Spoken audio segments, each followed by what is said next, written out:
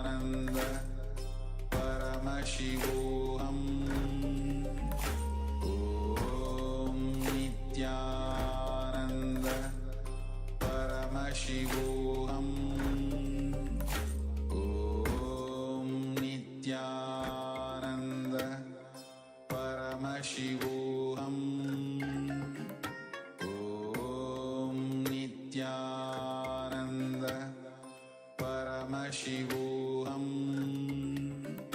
Om Nithyananda Paramashivoham Om Nithyananda Paramashivoham Om Nithyananda Paramashivoham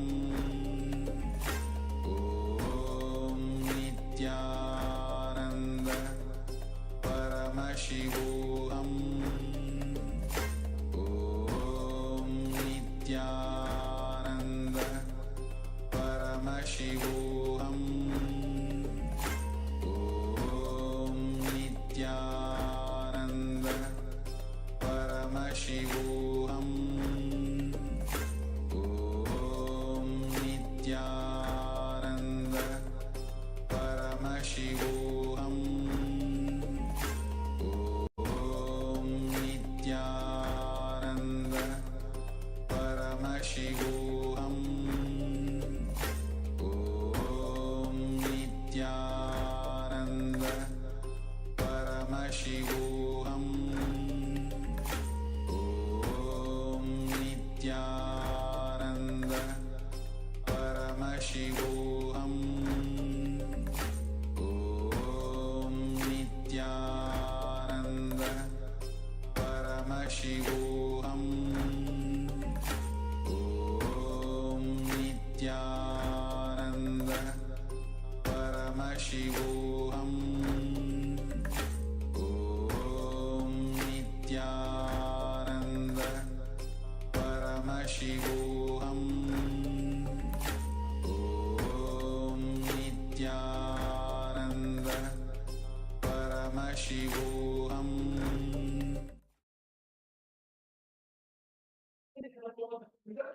Yes, you can relax now. So just take a moment and let us know what was revealed to you in your third eye. So this was the power of quantum memory, the power of downloading great amount of information directly from the cosmic archives. So in this segment, we displayed an image of a page just for a brief couple of seconds. And we requested you to just take a glance at this page and to connect to this page, but don't actually try to read it. And from this power of quantum memory, download the information and let us know what was the information displayed on the page itself. Requested participants now, please let us know what was revealed to you in your third eye. And also requesting, we have a number of participants that have their camera switched off. So we have Ma Agama Priya, Ma Chu Wei Bing, Ma Anupama, Ma Kelly Wang, and Lee Hui. If you could please switch on your cameras and be available in the camera frame for this entire program. Requesting everyone to please switch on your cameras and be in front of the camera.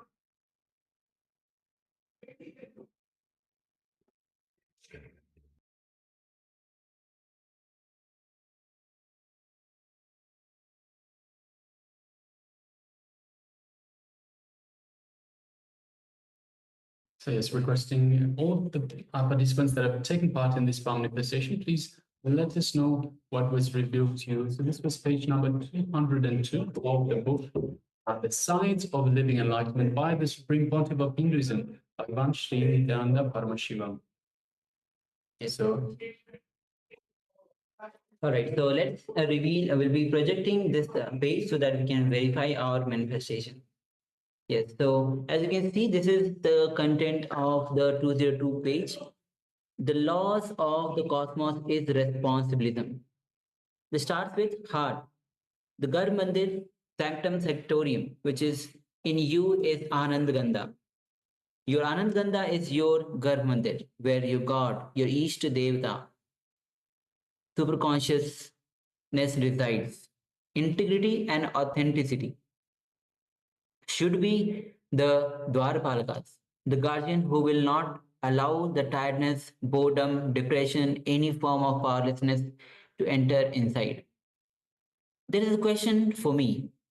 When life does not give you what I want, or the power to change what I want, I don't like?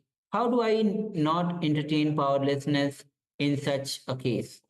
Listen, it is because you entertain powerlessness that life is not giving you what you want.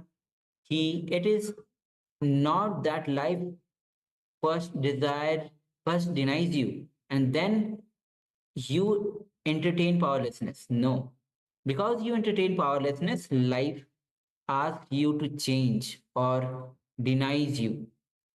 Change or denial comes from life only after entraining powerlessness. You commit a crime and only then does life gives you a punishment. Life energy is not in a hurry to harass somebody even before verifying if they have committed a crime or not. Entraining any form of powerlessness is like tiredness, boredom, depression, fear, worry, non-trusting attitude, or denial of life is atheism. Entraining any form of powerlessness in your inner space is entraining death. Don't do it. Entrain life so that your even your death will be living. You will be living death. If not, you'll be dead even while living. If you see people who are dead even while living, and I have seen people who lived death, all my sannyasis should be living death and not dead while living. No. Change or denial comes from life when you entrain powerlessness. It is you who is entraining powerlessness. Yes, so this is the page number 202 of the Science of Living Enlightenment. So, having this memory, the power of quantum memory, recollecting the large information from the intelligence behind the brain. So, with this, let's move to the next session, which is going to be on enlightenment is the solution to bring to being level problems. So any being level problems that you have.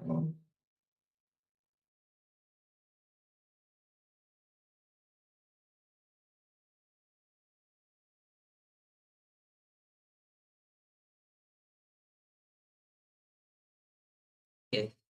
So enlightenment, Swamiji reveals that enlightenment is the solution to being level problems. So let's enter into this revelation by Swamiji and be in the space of listening, and also have the pen and paper with you to write down the powerful clicks, understanding, powerful cognitions that is received. So let's begin.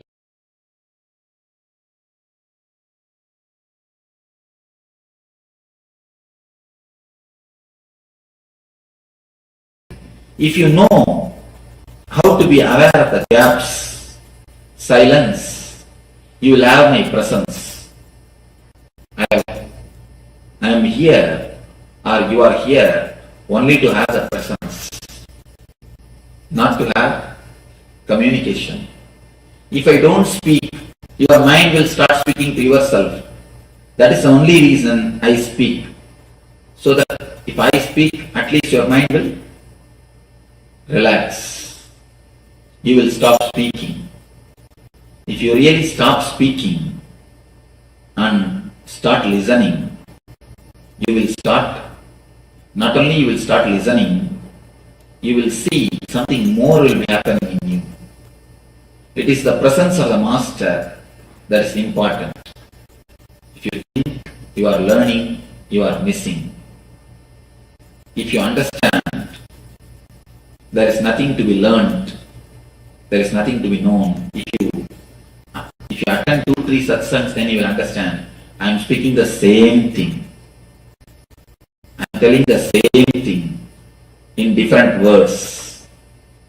Just I am changing the words. Just I am changing the cloth, overcoat, not even cloth, overcoat. Today one color coat, tomorrow different color coat, day after tomorrow different color coat. But the main message is the same. Of course, main message can never change. The same thing I am speaking. Why I am speaking every day? So that I can make you silent. My speaking is more or less like a technique. It is not philosophy. It is not talking. It is not teaching. Actually, I don't want to teach you anything. If we can do something to forget whatever you have learned, that is the best thing. Because in the process of learning, we have lost much. If you understand this one thing, it will be nice.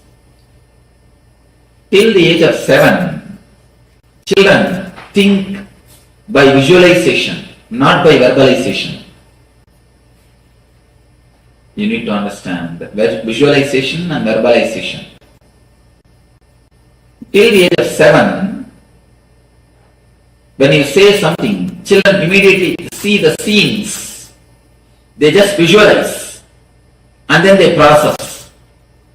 But once you put them into the school, the visualization is reduced to verbalization.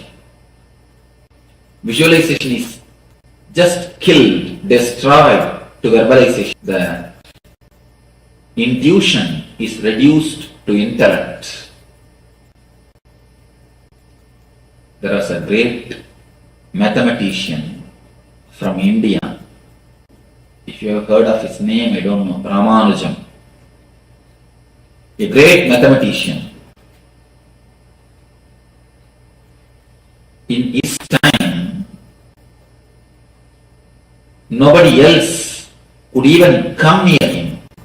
Ordinarily, other senior mathematicians, if they take half an hour for one problem, this man, this Ramanujam, will give the solution just by a second. You tell the problem, there is a solution. Simply solution is there. The poor man doesn't know how he arrived for solution. People used to ask him, please give me the way. He says, no, I do not know. Because I think in visualization. Just I see the problem, next vision is solution, over. The thinking is more like intuitive, not intellectual. He just sees the problem, the next slide, the solution is there. Every kid, not only Ramanujam, everybody, when we came to this earth, we had the capacity of visualization. That is why the eyes of the kids are so alive, so vibrant. If you look at the eyes of the kids, that's a great meditation. Below the age of 7, if you just look at their eyes, that's a great meditation. That is why they say the eyes are the index of the mind. Not only index of the mind, index of the being. Whatever is inside will be shown by the eyes. We never look into each other's eyes. Why? Even if somebody looks into your eyes, after a few seconds you just turn away. Because you are afraid he may find out what is inside. In the mouth you show a big smile, but inside you think, let me take care of you later on. Not now. Especially when somebody dies, when you go there to inquire, you can always see people have got a line of violence or vengeance inside. In their mouth they will be telling, oh, he has gone, it is too bad, I feel sorry for you. Inside, oh, he has gone, good, let him go. I was thinking how much he was troubling us. It is good that he has gone. You think one thing, you can speak one thing. In words, you can cheat. In words, we can play. We can think one thing, we can say another thing. But in eyes, you cannot play. In visualization, you cannot play. You cannot play in visualization. Your eyes will show who you are. Your eyes will clearly express what you think. That is why we never let anybody to see our eyes. If somebody looks into your eye deeply, you just turn your eyes. You can find out whether that guy speaks truth or not by looking at his eyes. If he is courageous, then he will again look at he will just gaze your eyes. If he doesn't have enough of courage, you can always see, he will turn his eyes. With kids, they just visualize, they don't verbalize. But when you put them in the school, then whole visualization capacity becomes verbalization. They are taught how to read, how to write by force. At least till the age of 7, kids should not be put in the school. Till the age of 7, they should be allowed to learn with the nature. They have their own inbuilt mechanism to learn.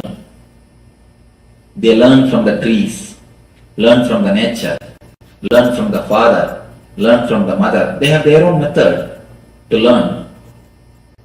If we let them learn till the age of 7, the visualization will never become verbalization. The capacity to have the intuition will be retained. But when we put them in the school, the visualization turns into verbalization. Then they start thinking in words. The mind starts working with words. With words, you take long time. With words, you take too much of time to come to any solution.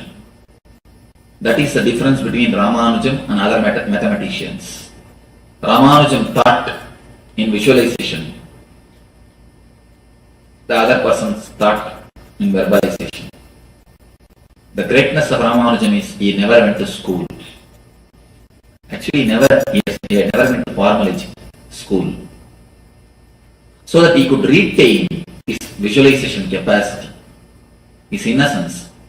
When that visualization becomes verbalization, you can understand, instead of eyes being vibrant, tongue will become vibrant.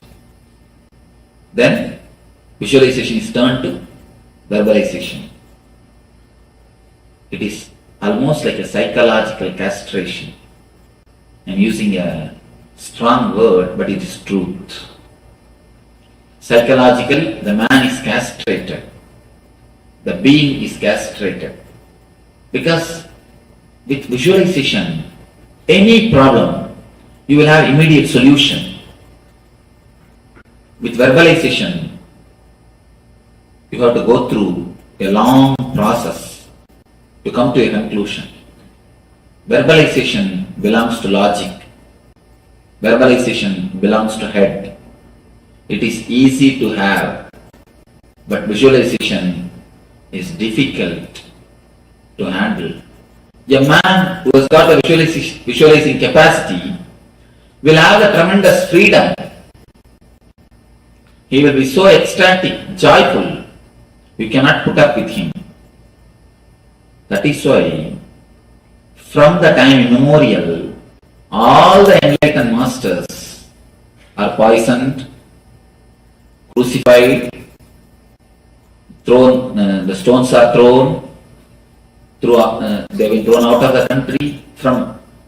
Start from Shankara, Buddha, Jesus, Krishna, every master. Of course, when the disciples write the history, they try to change. But if you see the truth, you cannot tolerate a more intelligent person among your society, amidst us. We feel too small in front of them. That is why we even reduce the visualization capacity of the kids to verbalization. Once they become just like us, buffaloes, we feel comfortable. Till we make them buffaloes, we don't feel comfortable. No parents feel comfortable comfortable with the energy of the kids. They roll this side, that side, do this, do that. You always feel uneasy. You try your best to control them. You try your best to suppress them. Once you make them silent, dull, dead, just like you, then you feel, now you have your son or your daughter. Visualization is reduced to verbalization. Philosophy is always oriented on verbalization. Mysticism is always oriented on visualization. That is why for meditation you need visualization. For philosophy you need verbalization. How philosophy deals your 3 layers of problems. How mysticism deals your 3 layers of problems. Physical illness. All the medicine system, healing system, born out of philosophy, treats the symptom. If you have problem in the lungs, only the lungs are attended. Only that portion is attended by some chemical or by some operation or by some injection. That portion is attended. But we forget to understand, by giving medicine only to that portion. If you have headache, you are given medicine. What happens? Headache becomes stomach pain. Then immediately some more medicine, that becomes knee pain. Then give some more medicine, that becomes psychological depression. When you attend only the symptom or partly, because according to logic, if you attend that portion, it is more than enough. According to philosophy, if you attend that portion, that's more than enough. Because philosophy continuously cuts into pieces and analyzes. So all the system born out of intellect and philosophy touches only the symptom of that portion. We forget body and mind is one system. The healing system which are given birth by philosophy, by intellect, says body is a biomechanism. But the healing systems which are given birth by the mystics always say body is the covering or the sheath of the soul or energy. These 2 concepts need to be understood. When you say body is a biomechanism, you can handle the body just like a machine. If one part of the machine is disturbed, you remove that portion, replace it with the same part. That's enough. In a machine, in a lathe machine, if one screw is gone, you just replace that screw. That's enough. With machine, it is perfectly alright. When you say body is a biomechanism, biomachine, you use the same attitude, you handle the body also with the same mind, with the same way. But unfortunately, body is not a biomechanism. Body is something more. And according to the philosophical healing systems, logical healing systems, body is separate, mind is separate. Unfortunately, again, that is wrong.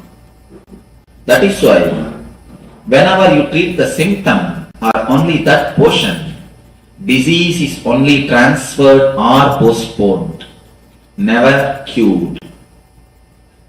Whenever you take medication for symptom or only the particular disease, you can be sure the headache you will see the headache will disappear.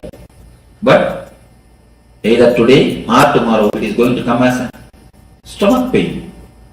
The time which is taken for the headache to become stomach pain, that period only you call it as a period of health. That's all. That gap you think as a healthy time. Either today or tomorrow the process is going to happen. One more thing, a simple thing. Body continuously is circulated or flooded with the same energy. You cannot say if you have a problem in the lungs, only lungs has got separate energy and whole other body has got separate energy. No. Even in the physical level, physical plane, you cannot say here separate blood is flowing and there everywhere else separate some other blood is flowing. No. So the medicine healing systems which are born out of intellect or the logic or the philosophy cuts and analyzes, treats only the symptom or that portion. The healing system which are born out of mysticism, especially Ayurveda and the meditation healing, they go to the root of the disease. They say there is no different names for disease. No different names for disease.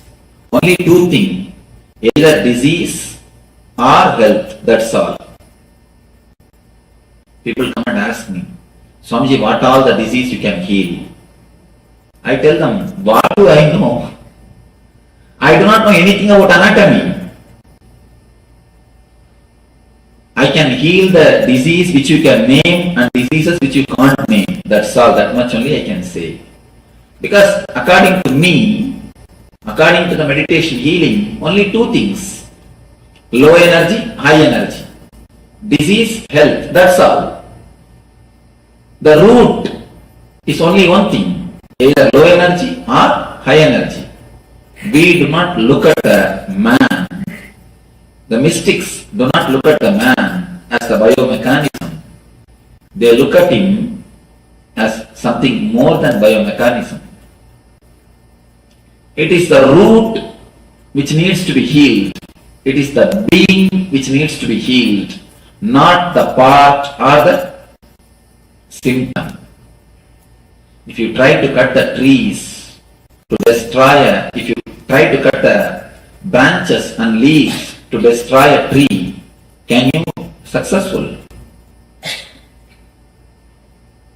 If you try to cut only the leaves and the branches to kill a tree, you can never be successful. Now they say if you prune a tree, it grows much better way, in a much more quick way.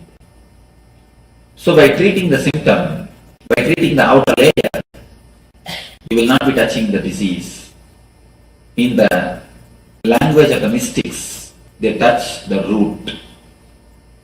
Go to the very root of the disease.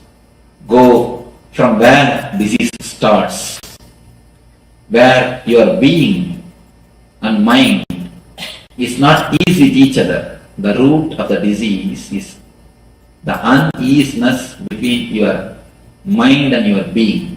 The uneasiness only creates diseaseness in you. The diseaseness only becomes disease. The healing system which are given birth by the mystics looks at the being as a whole. Whenever you are whole, you are holy. Understand this thing. Whenever you are whole, you are holy. They look at the very being, at the very root, from where the basic disease is appearing, from where the cure can happen, from where the root is coming out, from which point you can remove the very root. The approach to the body or to the human being itself is totally different from the language of mystics. That is why for any disease, the same healing. You may think how the same healing can work on any disease. Because there is no too many names. How many names you make, it is only one thing. Low energy, high energy, that's all. When the energy is attended, many people come to me for healing. They would have come to get healed, some problem in the heart. But after 2-3 days they come and report to me, Swamiji, my stomach pain has disappeared.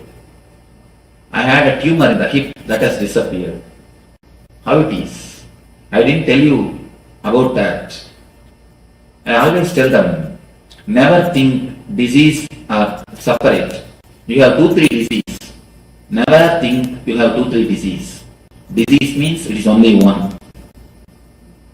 It is only one. Low energy, that's all.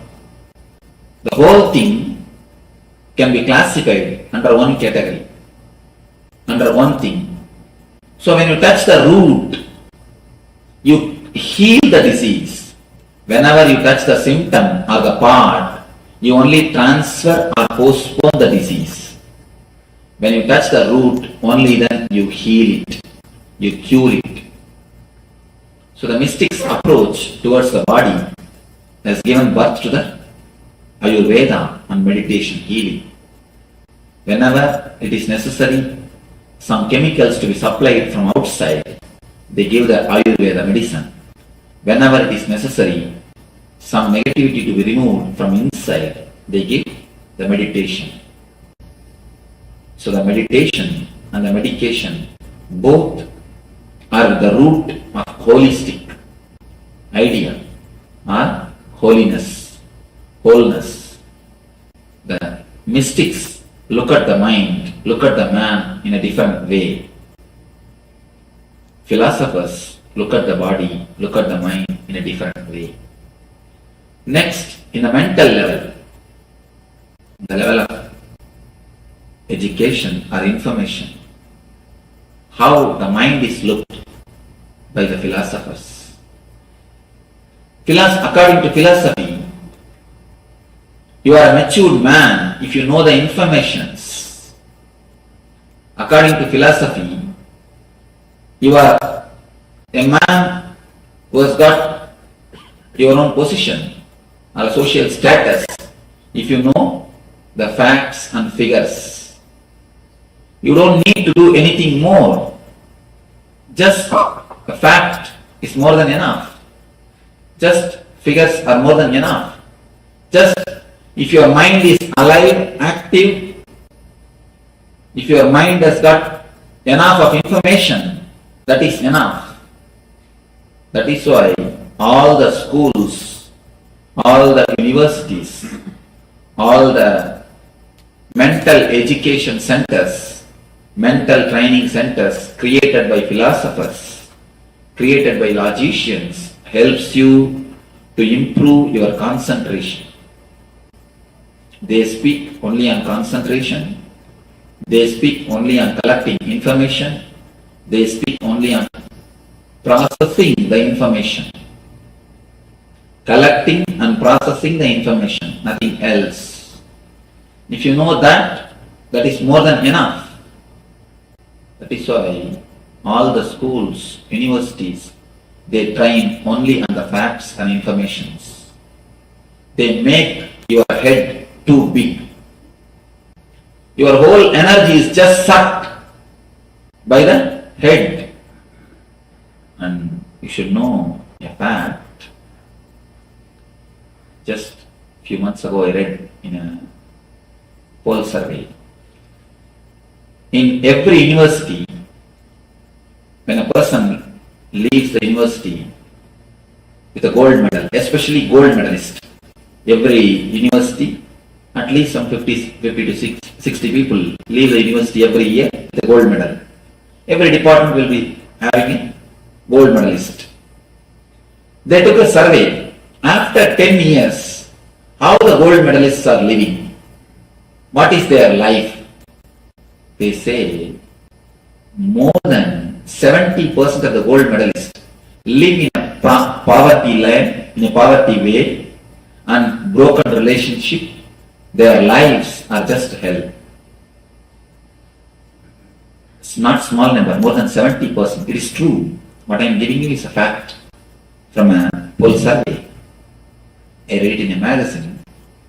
More than 70% either they live under the poverty line, below poverty line. And not only that, broken relationship. The life has become just hell. Why? Too much of energy when it is sucked by the head. You do not know how to forget your head. That's the problem. No, really. You can never live with a philosopher. You can never marry and have a good life with a lecturer or a professor. I tell you, especially philosophy professors. Because even in the house they will be like a teacher. They will be like a professor. See, your doctor, when he comes back to the house, he knows how to remove the stethoscope and keep. How to remove his overcoat and keep. Even a lawyer can keep some of his coat outside. But what will happen to professor? What can he do? He has to keep only his mouth shut, which is impossible. Almost impossible. It is very difficult to live with philosophers. It is really. If you have experience, you can understand. It's very difficult to live with philosophers. Because their way of thinking itself is totally different. They have gone so much away from the reality. They are actually in their own world. They live actually in their own world. That is why almost all the philosophy you can see, they will have a frustrated death. Last phase of their life will be filled with frustration. Because philosophy is like running into the future. They do not know how to live in the reality. One philosopher, and one more thing, philosophers are the people who will never have pet animals. You can see these are all few things. Philosophers can never put up with pet animals. Because they want everything perfect. They will have not much time to play with pet animals. And you can see them. The philosophers cannot spend much time with kids. Because they need too much of perfection. The idea of perfection is nothing but idea of madness. You can see with philosophers, a continuous idea of perfection will be there. For everything, they want the perfection. They know how to cut things. There are too many symptoms. There are many symptoms to find out whether you are a philosopher or not. Philosophers can never laugh. Even if they laugh, at the most they can smile. At the most, not much. At the most, they can smile. Because laughing means you need to forget your head. Actually, laughing means you need to forget your head. You need to forget you know too much. Even if you tell a joke, philosopher, I heard about this joke 10 times ago. 10 times I heard this joke. 10 years ago I read this joke. But even first time you would not have laughed. Because as soon as you read the joke, you think, oh, it is from like that joke. Okay. It must be from that book. Or you will be thinking, I think this is from intellectual property. You can always see philosophers can never laugh. Because to laugh, you need to have a little bit of innocence. The life of the philosophers, but one thing is great about philosophers, they will never go to hell after death. Why? They are already leaving. They can be sure of one thing, they will not go to hell. After death, you can be sure of one thing. The life of philosophers is such, they are totally disconnected from the reality. They are totally disconnected from practicality. One philosopher somehow, by mistake, had a cat. It is not that he is bringing up, must be his wife. The cat has given birth to a kitten. Every night the cat used to come and stand outside the house and make noise to open the door. He is totally bored or disturbed to come and open the door. And you can see laziness is always great quality of philosophers. That's one more thing. Because so much of energy is sucked by the head, the body will not have energy. Even when they walk, you can understand, it will be very regularized walking. It will not be like a floating. When a mystic walks, you can see it will be like a floating. When a philosopher walks, you can see it's like a steady, controlled walking. Steady, controlled walking. Philosopher does not mean only a man who has studied philosophy. Even amongst you there are so many philosophers. Amongst you there are so many philosophers.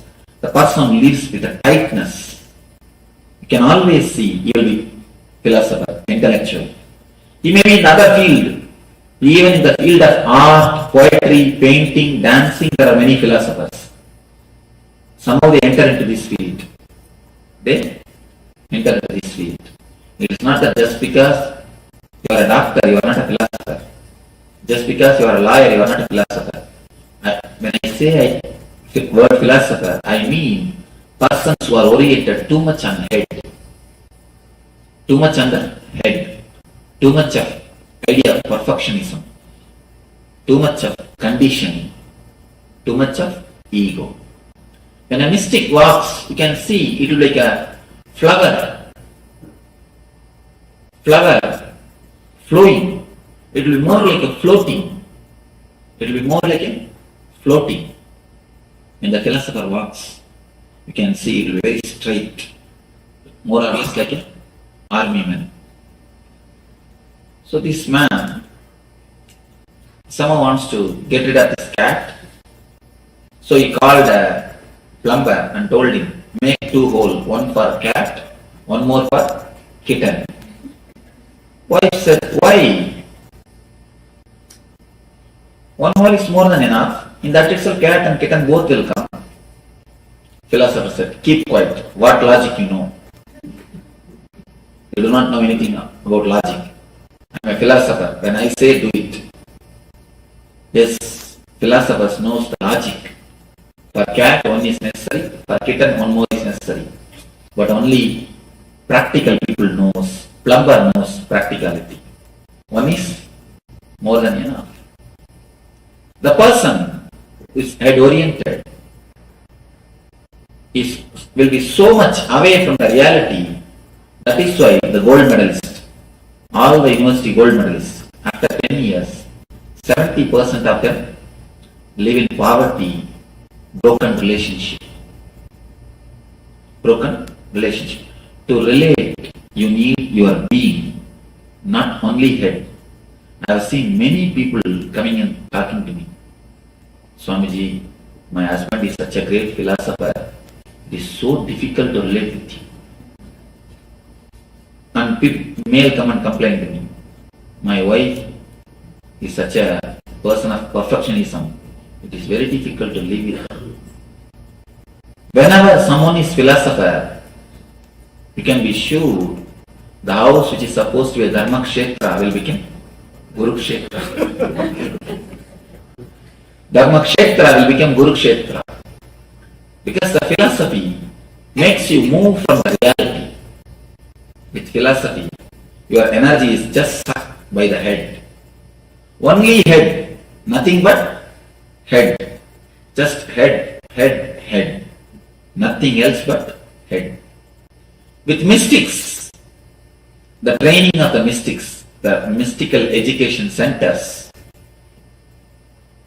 ashrams, Ashrams are the mystical education centers. The philosophical education centers are schools and universities. Education centers for mysticism and mysteries, ashrams.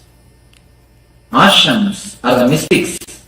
They always train a man not to make his logic or the head too big. They always teach him how to switch off and on the mind. Here, in philosophy, how to collect more and more information is taught. With mystics, how to switch off and switch on, how to use your mind is taught. Here, how to expand your mind is taught. With mystics, how to use your mind is taught. That is why in philosophy, nothing more than mind exists. The ultimate thing according to philosophy is mind, that's all. But according to mystics, ultimate thing is something beyond mind. They call it spirit or the self. They say there is something more than mind exists. Mind is nothing but one more component of your being. Just like you can handle the body, you will be able to handle the mind also. Mystics always teach how to handle the mind. Philosophers always teach how to expand the mind. Expansion of the mind needs concentration. Handling the mind needs meditation. That is why in all the philosophical education centers, the concentration is given importance. Mystical education centers, the mystical training centers, meditation is given importance. Here, awareness, there, concentration. Philosophy gives importance to concentration. Mystics give importance to meditation. With meditation, you know how to handle your mind. It is more or less like one more component, one more part of your system. When you want, you can remove, clear it and reuse it. When you don't want, you can switch it off, keep it aside. According to philosophy, mind is ultimate. According to mystics, mind is only second layer. There's something more in it. That is why in the world of mystics, they are always free from mind. Wherever the mystical education centers prevail, you can see depression has never attacked those parts of the world. In America, only in 2003, last year alone, 103 million depression medication prescriptions are issued. Only in 2003. I thought 103 million is too much. But one of our devotee who is in San Diego, he is a person who is doing research on this. He gave me the clear research survey. 103 million depression medication prescriptions are issued only in America. Why? Because according to philosophy, mind is everything. You do not know, we do not learn how to handle the mind. We learn only how to expand the mind. It's like a purchasing car without knowing how to use the brake. You got a new big car, got into the car, started driving in a freeway. Finally, you have come to your house, but you do not know how to stop the car. What will happen? It means, somebody told me, it means we are not driving the car, Swamiji, car is driving us. That is what is true. When you do not know how to stop the car, you are not driving the car. Car is driving you. Whenever you expand the mind without knowing how to stop the mind, be sure you are heading towards depression. It is inevitable you are heading towards depression. Depression is nothing. It is just too much of energy is sucked by the head. You do not have any more energy left in your being. So the whole being just falls into low energy. That is what is called depression. Depression is nothing but too much of head. Here, so much of training to expand the head, expand the intellect is given, but they forgot a major thing, a very major thing. When you purchase a car, you should read the manual how to put the brake. Philosophers gave importance to expand the mind. Mystics gave importance to switch off the mind. Once you know how to switch off and switch on, you will know how to handle the car. Once you know how to put brake, you will know how to use it. The third layer, the problems of the spirit, or problems of the being. How philosophers handle it. Strange thing. Somebody asked me, Swamiji, is there anything essential missing in psychoanalysis? Why? Even after so many years and years and years of analysis, we are not able to find any result. Somebody came and asked me about a psychoanalysis. One psychoanalyst, actually. I told her, not something essential. The very essential is missing in psychoanalysis.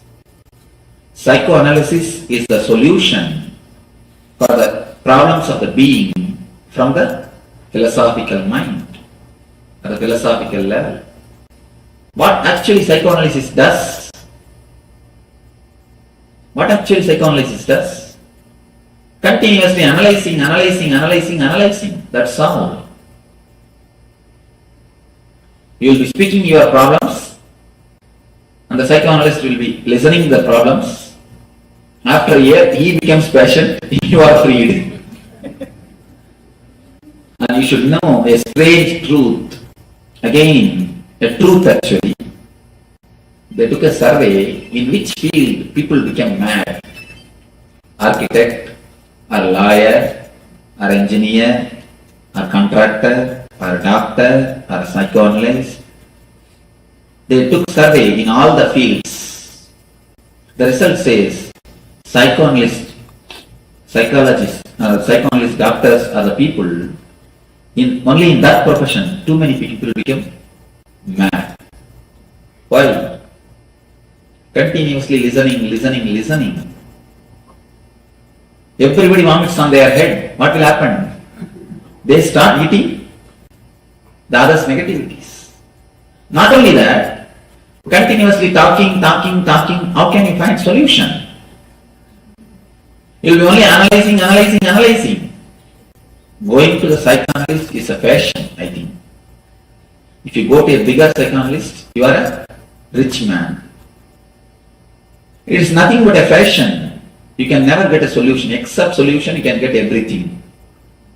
I have not seen a single man who underwent psychoanalysis and got healed. There is a small story. In India, to make the kids sleep, they will put the kid in the cradle and mother will start singing. Once there is a kid, as soon as he was put in the cradle, he will just close his eyes and start sleeping. One day mother asked, what is this? All the kids make their mother sing, but for you, as soon as I put you in the cradle, you start sleeping. The kid said, the first day when I listened to your song, immediately I decided from tomorrow onwards, just I'm going to go to the sleep as soon as you put me in the bed. Out of fear of mother singing or being bored, the kid goes to sleep. In that way, in some cases, rarely, out of fear of going to the psychoanalyst and analyst and talking the same thing again and again, you may become alright. You may get well out of the fear of sheer boredom, going to the same person, telling the same problem. I have seen sometimes, and especially the Freudian system, they will have a screen between the patient and the doctor. And you know that sometimes doctors have to attend 2-3 patients. So they record voice, yes, tell me. They just record and keep the tape recorder and go away to attend the next patient. No, really it happens. The patient is sitting other side of the screen and telling same thing. And the strange thing is patient also knows there is no doctor at the other side. The other side only, the tape recorder is listening. But just by telling, they feel alright. There is some, at least, they are able to tell. Psychoanalysis is nothing but a place to catharsis. Especially in the modern culture, you have no place to speak out. There is nobody to listen. Everybody is busy. Or everybody wants to speak. Even in your conversation, when you speak with your friends, you listen so that when you speak, he will listen. That's all. When he speaks, immediately you are ready to reply. You are just preparing your conversation. Why you keep quiet? Out of simple politeness, so that he will listen when you speak. It's more or less like a contract. Please listen when I speak. I will listen when you speak. Otherwise, nobody wants to listen to the others. Everybody wants only to speak. It's more or less like a catharsis. Because so much is there in the head. You do not even know how to switch it off. What to do? You just vomit out. You want somebody on whom you can vomit out. You pay psychoanalyst just to listen to you, nothing else. So that you can continuously vomit. Poor fellow has to sit and listen. If any of you are psychoanalysts, be very clear. Either meditate or mad, that's all. No other way. You have no other option. Either meditation, I saw a board in the road, either pick it or ticket. Somewhere where the parking things are there, pick it or ticket. This is the only choice. Meditate or mad. Nothing else, no other way. Because continuously people are vomiting on you. What will you do? Psychoanalysis is the solution given to the levels of the problems of the beings by the philosophers. But the solution never works. If you are bored, totally, if you are tired of going to the same psychoanalysis, if you yourself decide that I have become alright, there is no other way of solving it. Enlightenment is the solution for the being level problems by the mystics.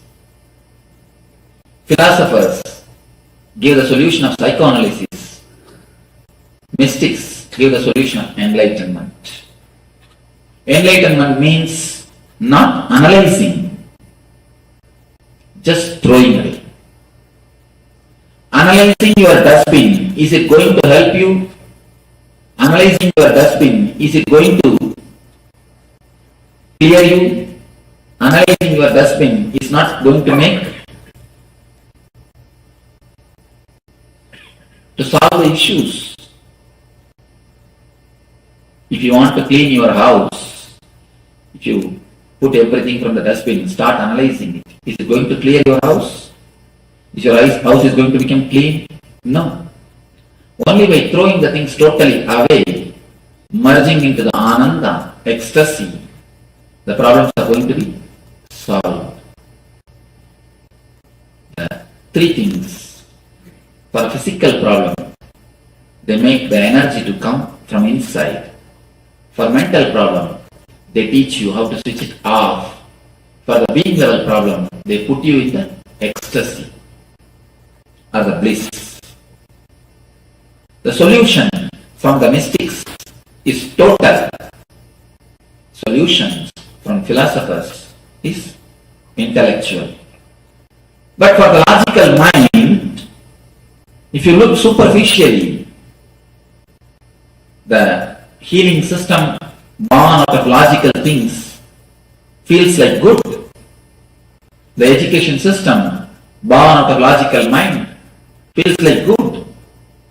The solution for the being level problems, psychoanalysis, feels very good because they are the established systems.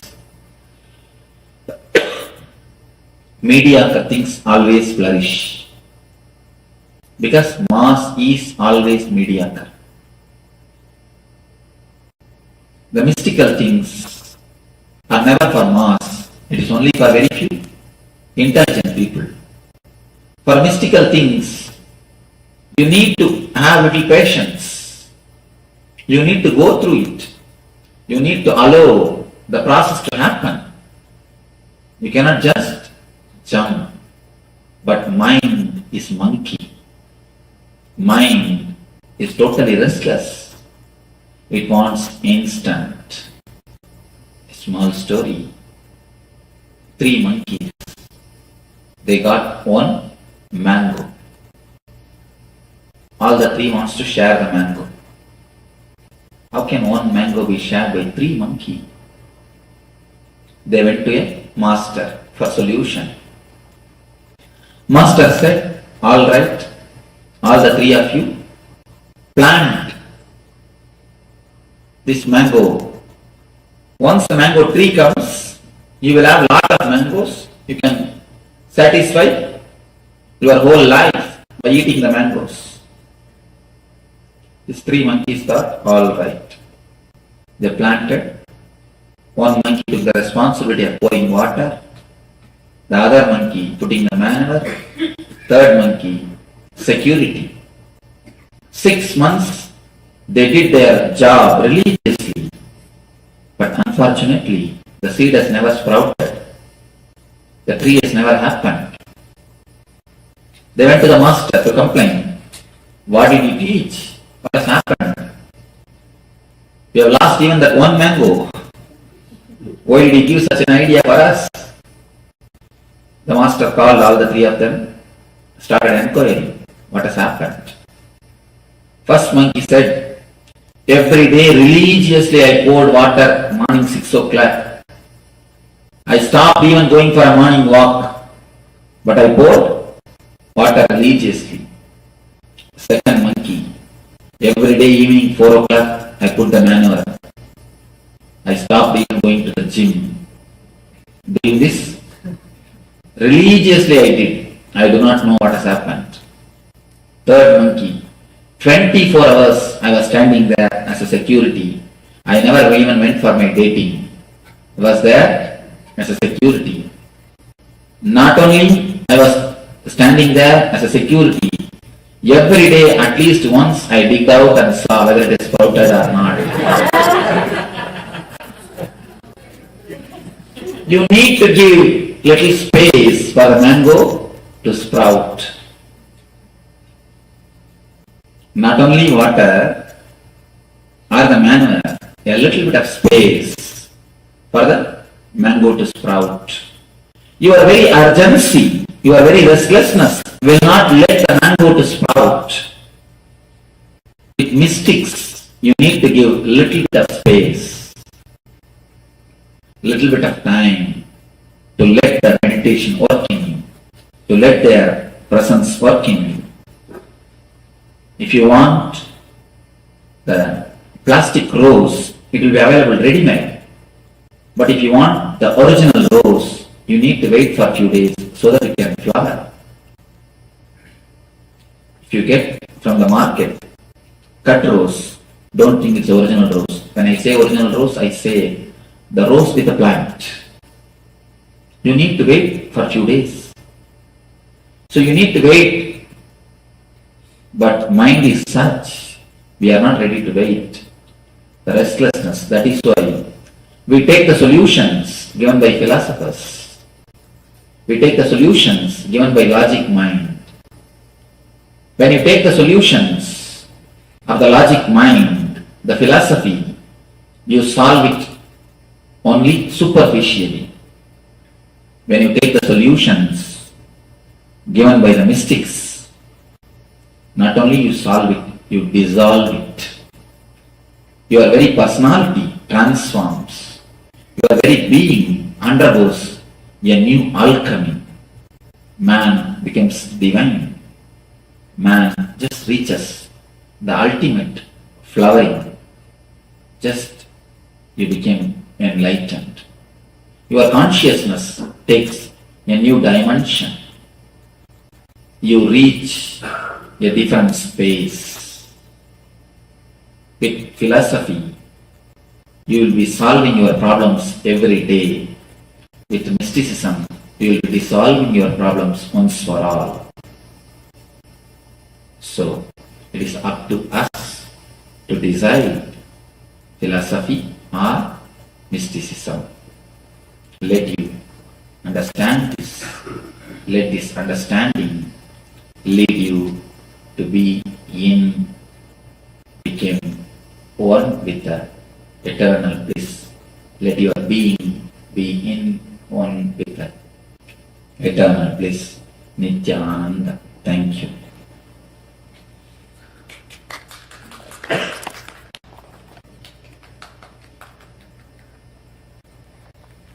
Few questions can be answered, or your answers can be questioned. Because with a philosopher, your questions will be answered. With a mystic, your answers will be questioned. Your basic question, your basic answers will be questioned. Oh, we have so much of questions. Nice. It means people are shy to ask. We have so many deities and rituals. Is it necessary to follow all this? In the starting time, you don't feel confident on one deity. You don't feel confident on one ritual. You don't feel confident on one technique. You think if he is on leave, he may come and help. Ganesha is on vacation, at least Kartikeya will come and help. If Kartikeya has gone for dating, at least Mudra will, at least Shiva will come and help. That is why you have so many deities and so many forms. I tell you, if you trust one form, one technique is more than enough. One form and one technique is more than enough. But you need a little bit of maturity to understand one form and one technique.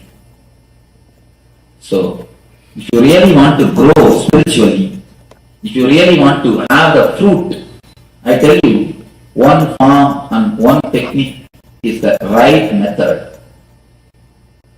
If you want to dig a well, 10 feet, 10 feet, 10 feet in 10 places, if you dig a well, will you get water? In one place, if you dig 20 feet, you will see water. So, it is always good to hold on to one form, to hold on to one technique. Understand that same form only is all the form. It is not that by holding on one form you do disrespect the other forms. Somebody asked me, Swamiji, can I keep your photograph with all the gurus? I tell them there is no need. Your guru is more than enough. That form is more than enough. If just because you are seeing me today, it is not necessary you should worship my form. You should bring my form into your picture. your life, there is no need. The very form which you are worshipping already is more than enough. The very form on which you are meditating already is more than enough. Just have clarity in your mind. Don't have conflict in your mind. Same energy is helping us through so many forms. Any one form, if you worship even a stone with a trust, it will become God. If you read the life of Ramakrishna, he says he used to keep a small thread near the nose of the Kali statue. He was worshipping a Kali statue. He used to keep a small thread near the nose of the Kali to feel whether she is alive or not. He said that thread used to move. She used to breathe. She used to breathe. With trust, even the stone becomes God. Somebody was coming and telling me, Swamiji, when I used to meditate on the Bandhas farm, Balaji's farm, I used to feel a light, white light. But I am frightened. I stopped doing it. Actually, it is a great experience. The God shows you is energy. He is not only in one form. So any one form which you are worshipping or towards which your heart is pulled, that one form is more than enough. That one thing is more than enough. Just worship it with more love and more dedication. You will see you grow spiritually. That one form, one technique is more than enough. There is no need to have a conflict, or there is no need to have so many forms, so many deities, so many rituals. One is more than enough. Thank you. Are people close to you physically more blessed and more loved by you?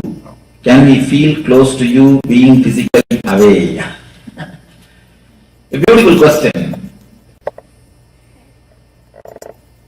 I tell you, mark my words. This is a statement I have put in my ashram. Whenever you come and serve me in my room, whenever you take care of me physically, you are near me. Whenever you clean the bathroom of the ashram, whenever you do the ashram work, my mission, I am near you. What you want to decide. When you serve me physically, you are near me. When you take care of my mission, or when you meditate, when you do your spiritual practices, I am near you. What you want, you can decide. Whether you want to be near me, or whether I should be near you. A small example. The bee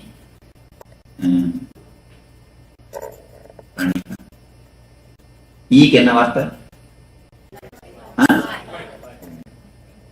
The fly will go and sit. The மாட்டு மடிக்கு என்ன சொல்றீங்க? No. Will go மாட்டோட மடி பால் வருது. Cow? Udder. The fly or the bee will go and sit in the cow udder, but it will drink only the blood, never the milk. 24 hours the bee will be sitting in the cow udder. It will drink only the blood. But the calf will go near the cow only 10 minutes, but the calf will drink the milk.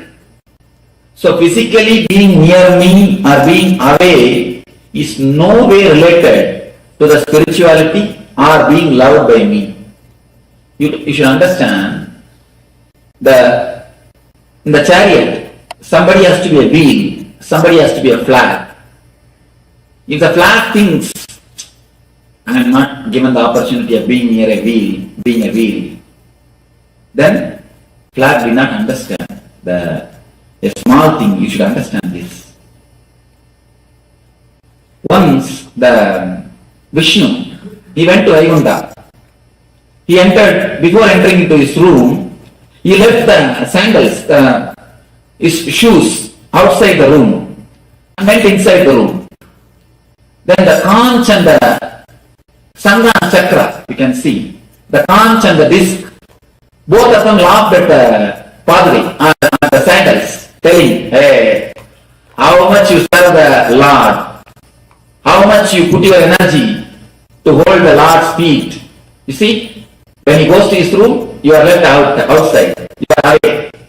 You are not taken inside. Only we can go to his room.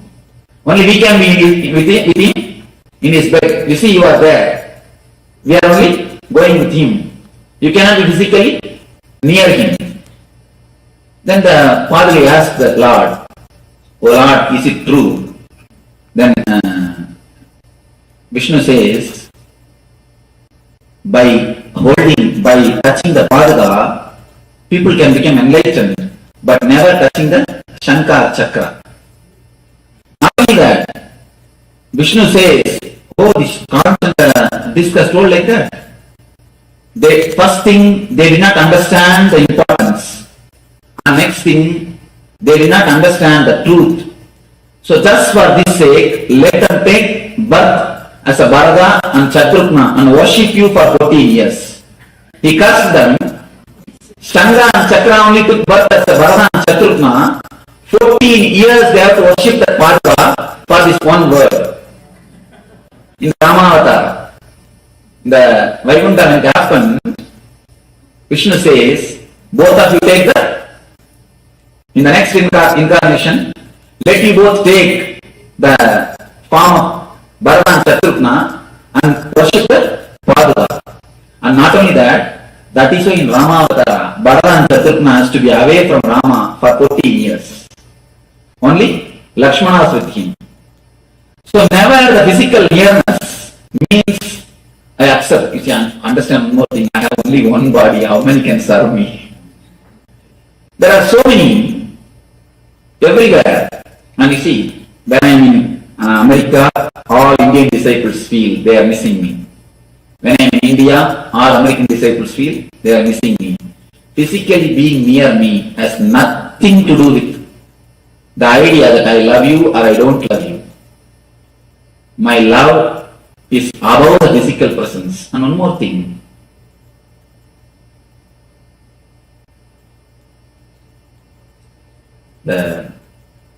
It's a little sharp, but a truth.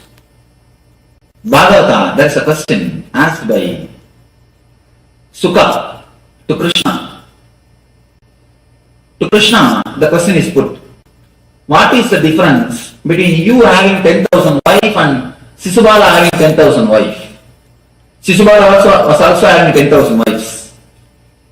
And Krishna was also having 10,000 wives. As far as it is a Krishna, it is always said, oh, gopis, prema, the spiritual. When it is Sisubala, it is always towards prostitution and immorality. Why it is with the case of Sisubala and why it is the case with you? Then Krishna replies, as far as me concerned, whomsoever is near me and whomsoever is away from me, for me both are one and the same. That is why being near me or not being near me is not at all a thing. So the physical presence does not mean anything. That is why it is called spiritual. In Sisubala's case, the people who are physically near him, they are treated in one way. The people who are physically away from him are treated in another way. That is why in his case it is prostitution. In Krishna's case it is a prema bhakti. So being near me or being away from me is no way related to the spirituality. All of you be very clear once for all. And one more thing, sometimes I make you as a flag. Each one's attitude, I give them according to the post or the place to live around me, to be around me. You see, some of my disciples, I never tell them to meditate. If you ask, there are few people who live with me, they never know how to close their eyes. Still now they do not know how to heal. People who are very close to me, but I always tell them, no, meditation is not for you. Keep quiet. do my work, that is enough. But for somebody, I always tell them, meditate, meditate, meditate. So Master gives for each one their place, their technique, their method to grow. Whenever somebody comes near me, I always tell them, to be around me, you need to understand one thing. For everybody, I give a different attitude, different way of approach. There is a beautiful word called bhavana. For everyone, I have a special bhavana. With everyone, I relate with a special bhavana. The bhavana does not mean I love somebody more, I love somebody less. Being physically near me does not mean I love somebody more or I love somebody less. It is just the spiritual closeness. That is only counts. Nothing else. Understand, just because the Padre, the sandals could not enter the room of the Vishnu, it is not that it is some way less. Just because the conch and the disc is entering into the Master's room, it is not that some way they are high. If you understand this one story, that's enough. The conch and disc are just told to Vishnu, go and take Bharata and Chaturna and worship the feet. Worship the Padre for 14 years. Okay. How long can take? I think it is 9 o'clock. I'll answer one of the questions. Other questions tomorrow. When criticism or negativity is given to you and you react in your mind, what thought process should happen in order to get your mind in your mind where you do not react at all?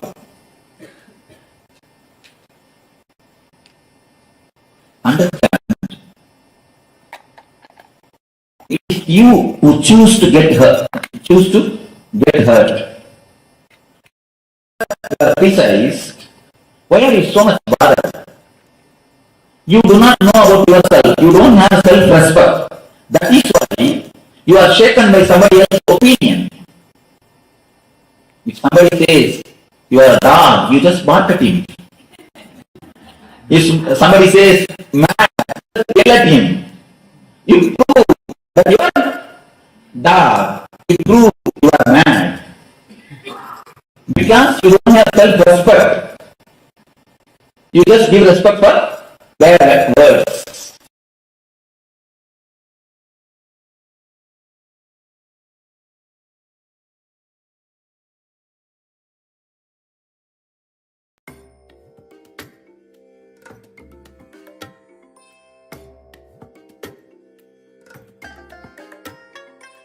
I bless you all. Let you all open all your 3 eyes and manifest the powers of Mahasada-Shiva. Om Nithyananda Paramashivoham. Om Nithyananda Paramashivoham. Om Nithyananda Paramashivoham. Om Nithyananda Paramashivoham. Om Nithyananda Paramashivoham. Om Nithyananda Paramashivoham. Om Nithyananda Paramashivoham. Om Nithyananda Paramashivoham. Om Nithyananda Paramashivoham. Om Nithyananda Paramashivoham. Om Nithyananda Paramashivoham. Yes, so what a beautiful revelation by Swamiji. And on being enlightenment for the being level, Swamiji says very clearly that the moment you are head oriented, so much of energy rushes to your head, and or especially gives example of all the gold medalists, all the philosophers, how they are head oriented. They are not able to keep their head even in their home. Doctors can keep their instruments and in their home, but philosophers, where they go, philosophers, professors, they can't keep their words in their home. So having Swami says that even the gold medalists, 70% of the gold medalists are actually living in under poverty line, and they die under with frustration. So meditation is for the being level. The moment you start meditating, it is for your being, to know yourself. Swami says, unless you know yourself, you'll be getting carried away by anybody's words. Anybody can give you words and you'll be shaken away by their words because you don't know about yourself. So with this, we'll be entering into the internalization exercise. Yes, and the internalization exercise, how to reach the space from which powers manifest. Swamiji says, with pure questioning, not only can you reach enlightenment, so with pure questioning, not only can you reach enlightenment, you can reach the space from which powers manifest. It makes the vision of the cosmos your ambition. For example, don't assume anything other than your intention to be. Nothing else is a reality. So let me repeat that again. Other than your intention to be, nothing else is a reality. So then ask yourself, why am I getting carried away by the situations? What is my intention? Is this situation supporting my intention? And how is it contributing? Let me manifest to support my intention. So the powerful declaration integrates your body, your mind, and your consciousness. Just the powerful declaration. That's why Swami says again and again, declare. Even during the power manifestation with power of third eye, the first thing he told is to have the powerful declaration. Now it brings, when you have the strong declaration, it brings tremendous completion. Makes you experience the inner space of Paramashiva and manifest the powers of Paramashiva. Actually, Swami says very beautifully, you are Paramashiva. Just have the declaration, just that strong declaration that you are Paramashiva and you are in that space.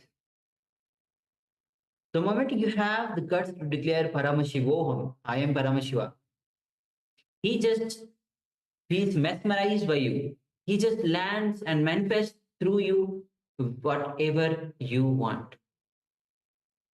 Other than your intention to be. Nothing else is the reality. You are your intention to be. Any other psychological, physiological, neurological ups and downs are not you. They are not reality. As of now, our whole experience is either physiological or psychological or neurological ups and downs. But Swami says very beautifully, these are not our reality. We are Paramashiva. That's why Swami says Paramashivoham. I am Paramashiva. Other than your intention to be, nothing else is a reality. So declare very powerfully, just with a strong declaration. Swami says your just declaration is enough because you are Paramashiva. With that strong declaration, say, I am Paramashiva, Paramashivoham. And you will see, you will be in that space. And so I say, if you declare that intensely, when you declare that powerfully and intensely, you are Paramashiva, Paramashivoham. That's it. Nothing else is required. So it's important to have that intention. So the intention that you are Paramashiva. See, there's different ways you can say it. You can say Paramashivoham. It doesn't have the intensity, it doesn't have the ambition, it doesn't have the intention behind the words. Or you can say Paramashivoham, I am Paramashiva. That is a lot stronger. It has intention, it has intensity, and that makes a huge difference. So when we say declare powerfully, declare with intention, declare with intensity that you are Paramashiva. So let us take a few minutes and just play with this. Just declare intensely that you are Paramashiva and observe what's going on inside you. So when you make this declaration, see the change, see the difference between just simply saying Paramashivoham and declaring Paramashivoham. Huge difference. So let's just take a few minutes and declare again and again and again and observe yourself what is happening inside you. And you will find that with this declaration, a strong, intense declaration, your ambition, your intention to be being Paramashiva, Paramashivoham, you will see that Paramashiva will manifest, will come to you, will be available for you for whatever you want to manifest. So let us take a few minutes and let us do this powerful exercise.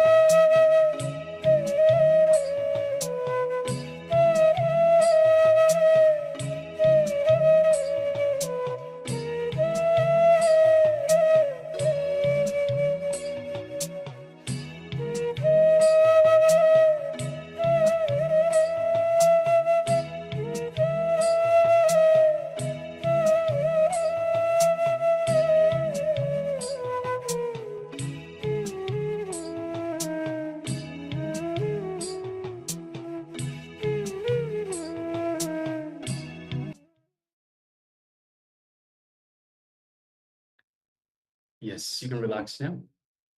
And just take a moment and share with us your experience. So how did you go through, how did you experience this Paramashivoham, this declaration, this making strong declaration with intention that you are Paramashiva? Just take a moment, requesting participants to take a moment and let us know in the chat box how they felt, if they felt the difference.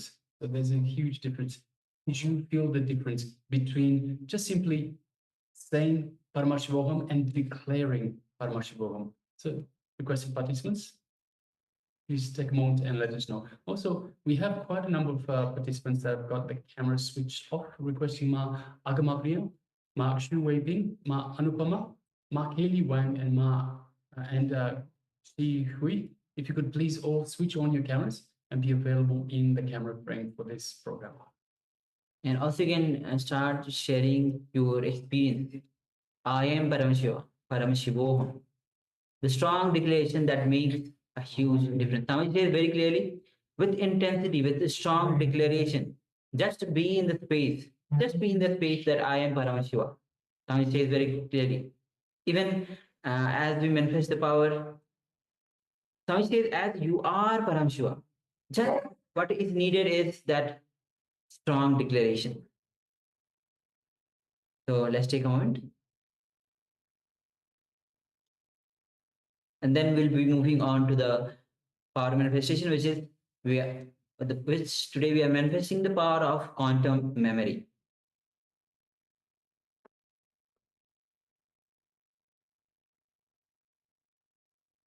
Yes, so whenever you make a strong declaration with intention, with intensity, there's a whole surge of energy that you can just feel in your entire body, just energized, just buzzes with excitement when you declare. Like Swamiji says, when you strongly declare that you are Paramashiva, Paramashiva is mesmerized by your declaration, and he has his attention, he gazes at you. In the same way, you feel that gaze, you feel that attention, you feel that Paramashiva is mesmerized because your whole body is energized, your whole body is buzzing with excitement. And yes, and with a strong declaration, your whole body, your mind, and consciousness gets integrated. And the moment it gets integrated, you manifest anything that you want, because it is the total integrity that manifests, because your whole energy is aligned, your whole energy is integrated. Then anything that you want manifest. So you are in that space of Paramashivoham, I am Paramashiva. All right, so now let's move on to the next segment in our program today, which is once again the power manifestation. And of course, today's power is the power of quantum memory. So I'd like to take a moment and remind participants, again, this is not a measure of your memory. So even though it says quantum memory, it is actually going beyond the mind, going beyond the brain, beyond the logic, to download vast amounts of information directly from the cosmic archives. So let us get ready for this power manifestation. We will shortly be displaying a page from the Supreme Pontiff of Hinduism's book called Science of Living Enlightenment. It's page 225. Now we request that you don't go and search for the page, don't search for the book itself. So that's not the exercise we're doing. So we will be displaying this page just for a short while, and don't try to read it, just gaze. So at first just gaze at the book, then just slowly gaze through the book and connect to that page. So this is just like a piece of information. It's conscious awareness that you are just connecting to this information. You're connecting to this conscious awareness, and then you're recollecting this awareness, this information, simply by connecting to the cosmic archives, by downloading from the cosmic archives. So let us get ready. Yes, so the book is just being displayed now. Just have a gaze at it, and that's it. All right, so that was just enough time for you to gaze at it, to connect to it. Now let us connect to Swamiji and to Paramashiva himself and download this information that was displayed for you. So let's sit comfortably with the head, neck, and spine in a straight line. Just take a moment and relax. Just breathe in and out deeply and slowly. So let's do this together. Breathe in and breathe out. Slowly, deeply, and breathe in and breathe out.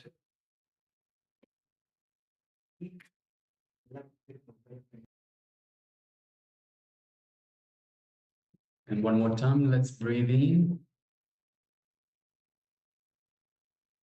and breathe out.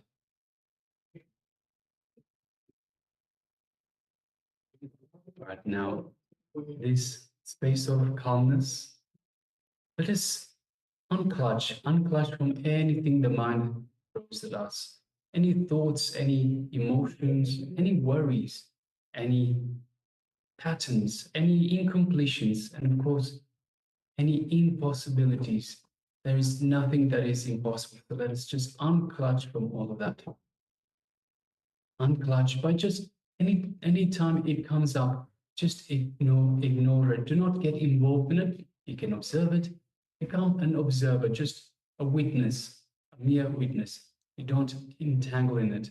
So just become a witness. As it comes out, just let it slowly go back down as well. So thought comes up, let it go back down. This way we unclutch from the thoughts. Let us go on unclutching, till we come to a space of restful awareness.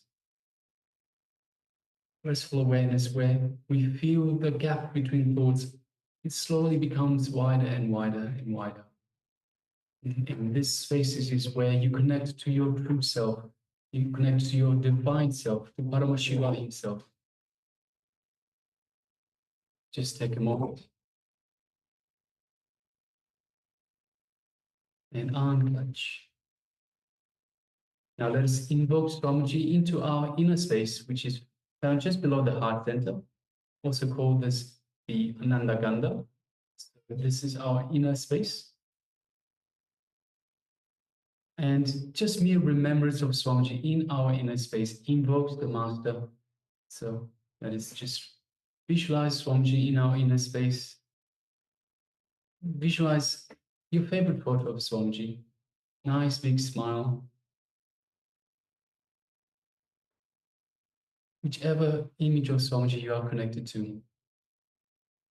And now let us just feel Swamiji's love, his compassion, his infinite wisdom, his infinite grace just showering upon us as he radiates these qualities in your inner space.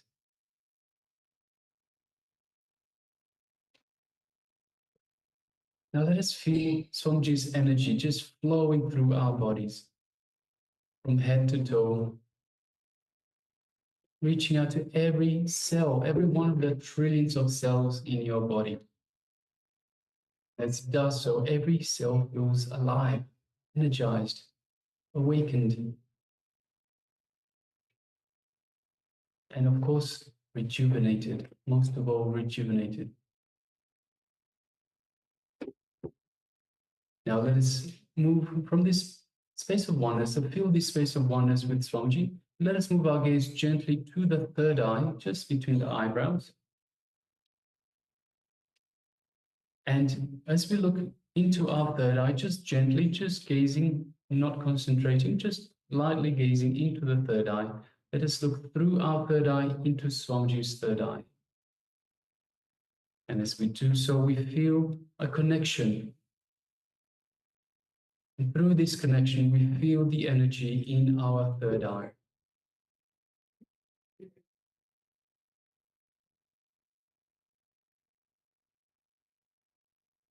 Now, let us start chanting the Mahavakya, the cosmic code word that Swamiji has given to us. Om Nithyananda Paramashivoham. Om, eternally blissful, I am Paramashiva. It's the declaration that we've just gone through. I am Paramashiva. So let us start chanting.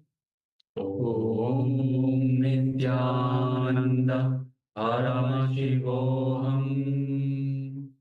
Om Nithyananda Paramashivoham. Om Paramashivoham. Yes, continue to chant the Mahavakya. And let us now download this information, the information that we displayed on the page. Let us begin this power manifestation of quantum memory.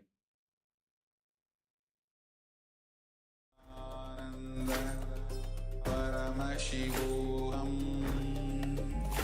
Om Nithyananda Paramashivoham Om Nithyananda Paramashivoham Om Nithyananda Paramashivoham Nithyananda Paramashivoham Om Nithyananda Paramashivoham Om Nithyananda Paramashivoham Om Nithyananda Paramashivoham Om Nithyananda Paramashivoham Om Nithyananda Paramashivoham Om Nithyananda Paramashivoham Om Nithyananda Paramashivoham Om Nithyananda Paramashivoham Om Nithyananda Paramashivoham Om Nithyananda Paramashivoham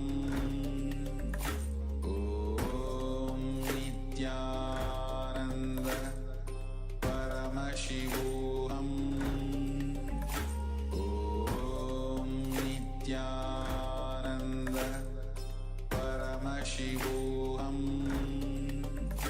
Om Nithyananda Paramashivoham Om Nithyananda Paramashivoham Om Nithyananda Paramashivoham Om Nithyananda Paramashivoham Om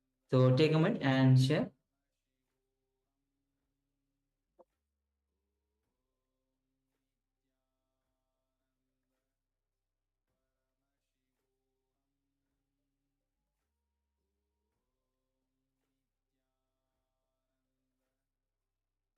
All right. So with this, let's move on to the next session, which is going to be a question and answer on the guru and disciple relationship.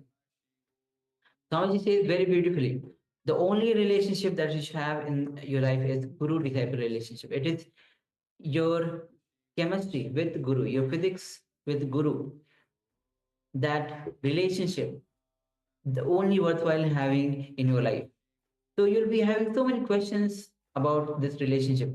So this is going to be a revelation, a question answer. Participants have asked their questions. So your questions might also get answered. So let's be in the space of listening and let's enter into this together.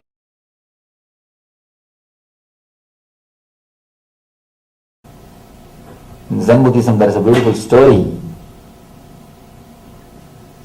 Zen masters are the real master surgeons. And they are really vile people. To give enlightenment, they will go to any extreme. Let me narrate few Zen stories. How they forced the meat into the mouth of a cub. How they forced the first experience into the disciples. It's a strange, but very nice to hear those stories. One disciple, young guy, who grew up with the master from the young age, he used to imitate the master continuously. Master had a habit of, after saying everything, he will show like this. He has got a habit. The disciple also will do the same thing. He will stand behind, and whenever master gives a discourse, he will imitate the master. He will repeat. He will do the same thing. One day suddenly, master just removed his sword. The Zen master used to have a sword. He just removed his sword and cut the hand. Just chop the hand. The disciple had so much of trust and he was so much connected to the master. Immediately, without a second thought, he felt, if master does, there must be something good. He must be doing only for my good. That trust, actually, when you enter into a ultimate fear, deep fear, if you are conscious and aware, you enter into the enlightened zone.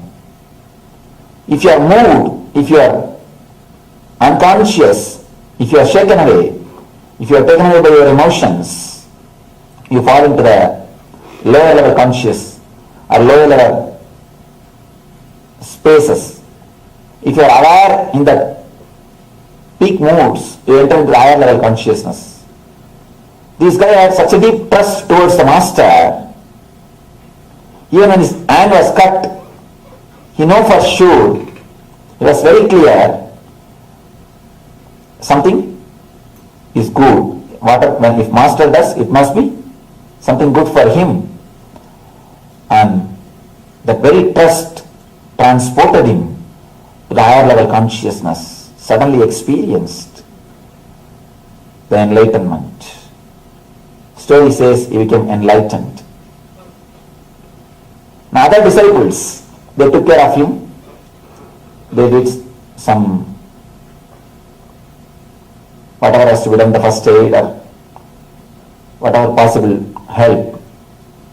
Once he got healed, some disciples asked Master, it's nice, you became enlightened, but you lost a few fingers.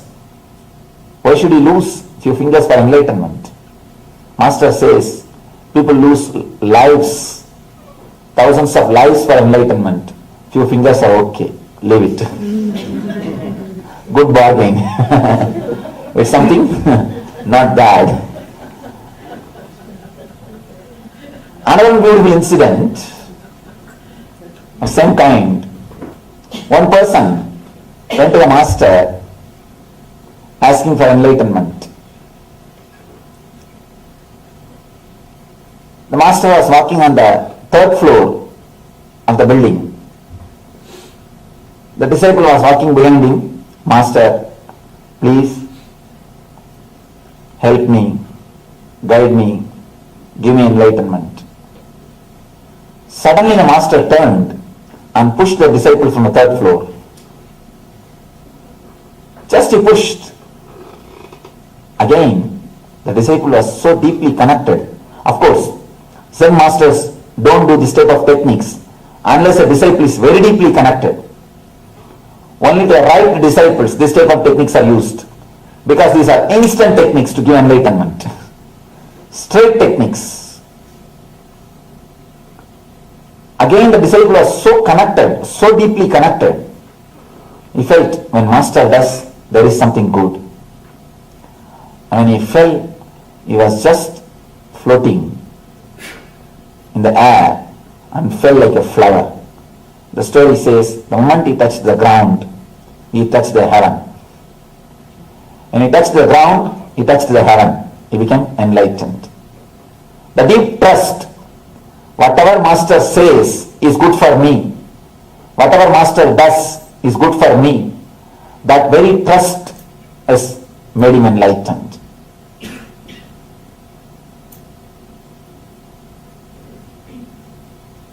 Master never allows anybody to get stuck with the ordinary experiences.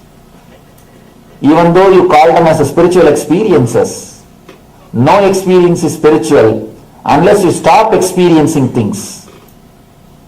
Stopping experiencing anything, only when you stop experiencing anything, you enter into a spiritual experience.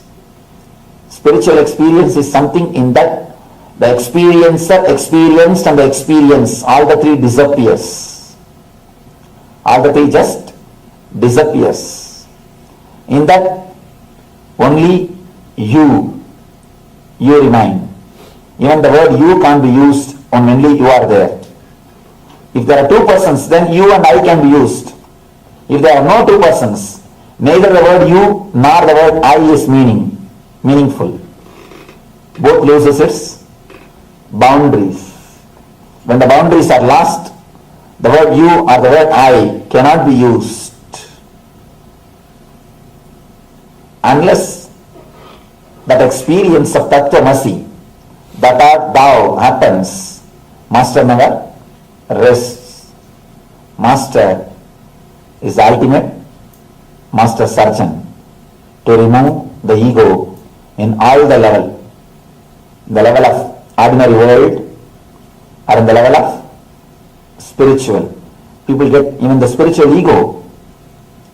They think they become more holy, holier than you. When that attitude happens, again you are stuck. Master will never allow you to get stuck even in that region, even in that area, till you realize, till you experience the ultimate, till you experience the truth of yourself. He never rests. He continues to do his surgery on your being. The more you allow his surgery, the more you realize the truth. There are few people who try to run away from the operation table between the surgery. That is very dangerous. That's why I always tell people, before surrendering, do all your checking, verifying, window shopping, everything. Do everything before you surrender. Once you surrender, allow him to work on you. If you try to escape between the surgery, it's very dangerous. Very dangerous.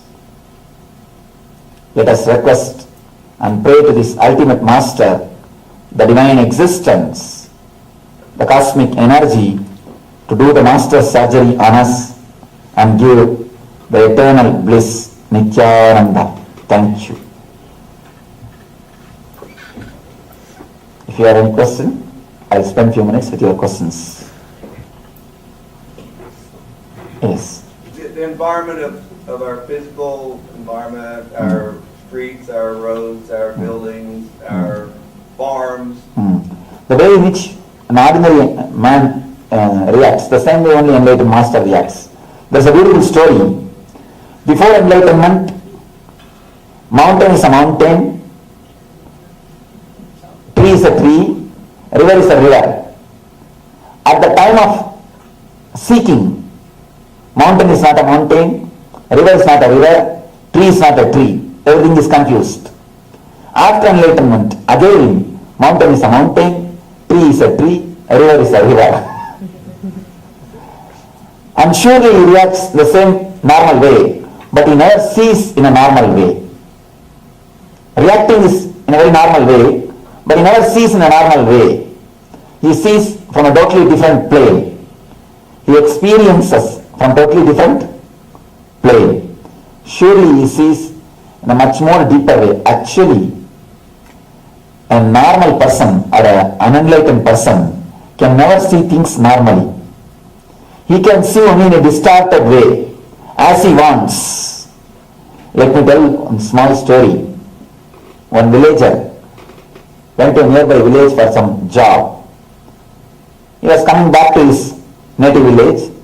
From long distance he saw his house is under fire. Fell on the ground and started rolling and weeping. Oh, my house is under fire, save me, who will help me, I don't know. Suddenly one of his son ran towards him and told, Father, don't weep, don't worry. Yesterday we sold that house, it is not ours anymore. The guy got up, oh, then it's okay, then he started enjoying. After a few minutes the next son came. Father, we sold, that is true, but we have not yet got the money. We have not yet got the money. Again he started rolling on the ground and weeping, oh, my house is on the fire, my house is on the fire. Save me, please help me. After a few minutes the wife came. She said, don't worry, today morning we got the money, it is in the bank. Money is transferred, it is not our house anymore. This guy got up and said, oh, it's okay, then okay. Started enjoying. Same scene, same person, same situation, see the different reactions. The moment he sees it is, the reaction is different. The moment he thinks it is somebody else's, the reaction is different. So normal person never see things in a normal way. We perceive only according to our judgment, or according to our understanding, according to our perception. With an enlightened person, he sees things very normally, as it is, flat. Neither hatred nor attachment. Any other question? Yes.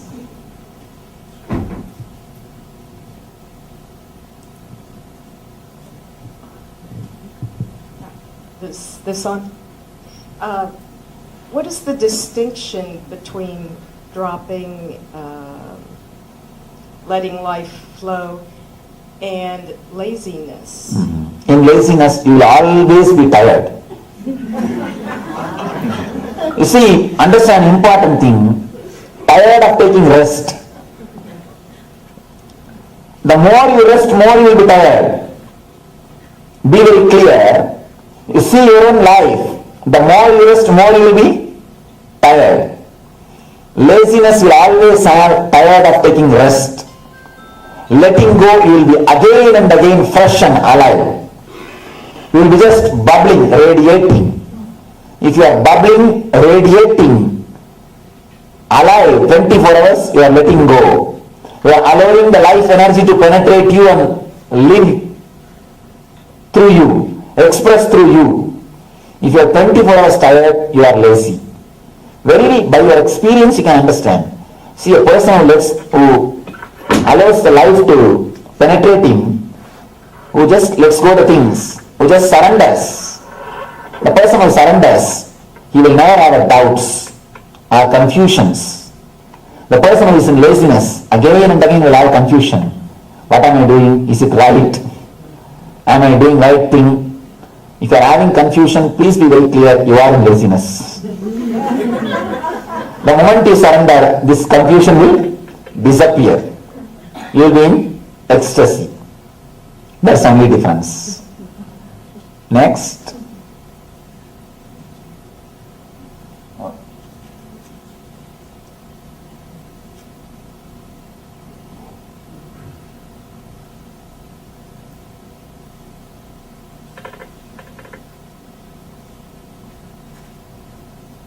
Here the question says, we the untouchables ever find enlightenment?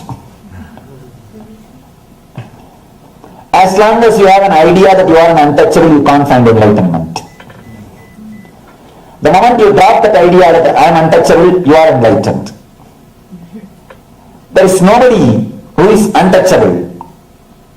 No, the very idea that untouchables is something wrong.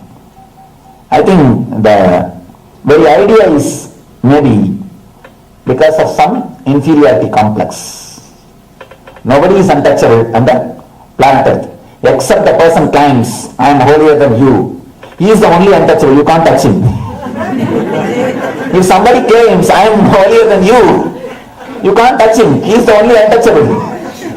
He will not allow you to touch. Except that person, everybody can become enlightened. The person who thinks he is holier than somebody, except him, everybody is touchable, everybody is capable of having enlightenment. Only he can't, because he is untouchable. He will not allow you to touch him. Next. Yes. Swamiji, do you know how you became enlightened? Oh. The moment you become enlightened, the very doubt disappears, whether you are enlightened or not. The very doubt disappears. And you are just clear. Do you know, you are seeing me? Are you clear about that? Yes. Same way. How you don't have any doubt about you are seeing me or not? Same way, I have no doubt. It is just a clear-cut vision or experience. Straight away you see it. You experience it. So the question simply disappears. As long as you have the question that whether you are enlightened or not, you are not. Please be very clear. As long as the question is there, you are not. Once you are, the question disappears. Yes. You said master is the guru that we know, or is the self of ourselves, that self-consciousness is also a guru, our own guru. Consciousness is guru, conscience is not. We always mistake conscience as a consciousness. Conscience means it will tell you do this, don't do this. Do this, don't do this. These do's and don'ts will be given to you by conscience. You will always be fighting with conscience. The more the conscience you have, more your life will be dead. More you will be schizophrenia. More you will be a split personality. With consciousness, you will never have a doubt, should I do this, should I do that? You will just be very clear. You will just do what has to be done. So with conscience, you will have a continuous fight. Please be very clear. If you are having conscience, don't think it is your guru. No. If you are having consciousness, then it is your guru. Yes. How we can enlighten us, and what can help us to enlighten? It is as simple as 1, 2, 3. 1. Start meditating. 2. Continue meditating. 3. Continue meditating. Meditation is the only key to experience that you are enlightened. Just enter into the meditation, of course, which is your natural state. Start with some meditation technique. Enter. Surely you will see that you will experience that ultimate truth, which is your being. Even though you don't believe you are a lion, you are lion. Yes. Don't we have to do specific practices like in Patanjali Yoga Sutras, about yamas, niyamas, brahmacharya. And I tell you, the yama, niyama, even after death you will not be convinced that you have done perfectly. The yama, niyama is a nice technique to escape for you and for the master. If you press the master, why still I am not enlightened? He can always quote, you are not practicing yama, niyama properly. And you can convince yourself, I have not done that properly, that's why I am not becoming enlightened. Yama, niyama is a nice method to postpone. According to my experience, I tell you, yama, niyama happens after you enlightened. After you get enlightened. Never before you get enlightened. You can never be completely, honestly truthful. Tell me. The first rule is ahimsa. Asteya. Ahimsa means that non-violence. And then satya means truth. Then brahmacharya, celibacy. Then comes the asteya, aparigraha, means living with minimum things. All these things will happen after enlightenment. It can never be done before enlightenment. If you try to do before enlightenment, it will be like a plastic flower, plastic rose. It will not be like a real rose. I tell you, straight away start working for meditation. Work towards the enlightenment. Let the enlightenment happen, then all these things will follow. At least in my experience, I tell you, I have seen thousands of yogis. I have not seen a single yogi who accomplished all these things and then went to meditation. No. It is not even 8 steps, it is 8 parts. All the 8 should be at a time practiced. All the 8 should be practiced at a time. It's not that you will go step by step. No. It is not Ashtapadi, it is Ashtanga. Anga means part. The word Sanskrit word you should understand, when Patanjali says Ashtanga Yoga, means 8 part of the yoga, not 8 steps of the yoga. 8 step means first step you will finish, then you will go to second step, then you will go to third step. That's the way. But here it is not 8 steps, it is 8 parts. So 8 part, all the 8 should be practiced at a time. Only then you will be able to realize. Never think you will do first one, second one, third one. No. The first one itself will never be completed unless you experience the enlightenment. Yes. Yes. How do you release doubt? How do you? How do you release doubt? Doubt. That's a nice question. Just surrender. Tell the divine, you are the person who gave the faith. You are the person who gave the doubt. Have both. Leave me. Doubt towards yourself. And again, that's what. You see, of course, you can surrender to the divine. You can say, again and again I am having doubt about myself. There is some part believing in me, some part doubting me. Please just take both and leave me. You can surrender the doubt and faith both. As somehow you wanted to keep the faith and you wanted to relieve only the doubt. That's where the trouble starts.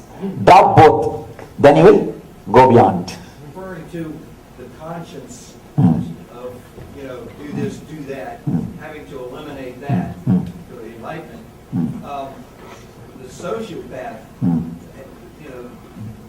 serial killer has no conscience, no doubts. How do you throw the baby out with the wash? That's a wonderful thing. Wonderful question. A real man who is with conscience will never hurt others. He can't hurt others. He can't disturb others. He feels the other being also himself. He can't kill others. He can't do anything wrong. The person with conscience, even if he does not do wrong, he will be violent in his being. A person with conscience, he may not kill with a knife, but he will be killing the people with his words. He may not use the sword, he will be using the word, because his being will be very violent. So with conscience, even if you are non-violent socially, it's not okay. But with consciousness, you can never be violent. And according to me, morality should be based on consciousness, not on conscience. This whole NSP, this weekend workshop which I am doing, is all about this conscience and consciousness. The conscience is a poor substitute for consciousness. Because we are not able to experience the consciousness, we cut out of the conscience, we start living based on that. This whole NSP, these 2 days, I am helping, or I am trying to see that people reach there at least one glimpse of consciousness. They experience at least one glimpse of consciousness, so that they start living with consciousness instead of conscience. I always tell people in that whole program, the conscience is just a mask, or anything based on conscience is only skin deep. You know how deep the skin is. It is not going to be eternal. Anything based on consciousness will be eternal. Surely we should work for conscious experience. Just because we don't have conscious experience, we should not compromise with conscience. We should not compromise with conscience. Our morality, our understanding, lifestyle, everything should be based on consciousness, not on conscience. See one thing, when it is based on conscience, it is naturally based on fear and greed. See, when the idea that you should not speed up, if it is based on the fear, naturally when you don't see the cop's car, you will raise the speed. Automatically you raise the speed. And it's little tasty also. To break some law, you feel it becomes very taste. And you feel very good about it. Or you feel that you have become very courageous. Or you think you have become a very big person. Anything based on conscience or fear and greed will only misguide you, or you will be just waiting for the chance to break that rule, to go beyond it. That is why you can see the kids. Whatever you say, simply they will say no. Saying no to the father, mother, it gives them a sort of a courage. And they feel only when they say no, they become adult. So they just wanted to prove themselves. Same way, any discipline based on, any morality based on conscience, you just try to violate it, violate that rule, violate that law to prove that you are somebody great. I tell you, directly or indirectly, you will be continuously doing something wrong if your morality is based on conscience. So it is better to go for a conscious experience than living based on conscience. Pray to the ultimate energy to give us all the ultimate conscious experience, the eternal bliss, Nithyananda. Thank you.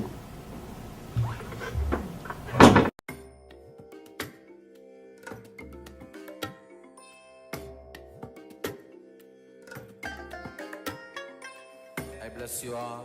Let you all open all your 3 eyes and manifest the powers of Mahasudashiva. Om Nithyananda Paramashivoham. Om Nithyananda Paramashivoham. Om Nithyananda Paramashivoham. Om Nithyananda Paramashivoham.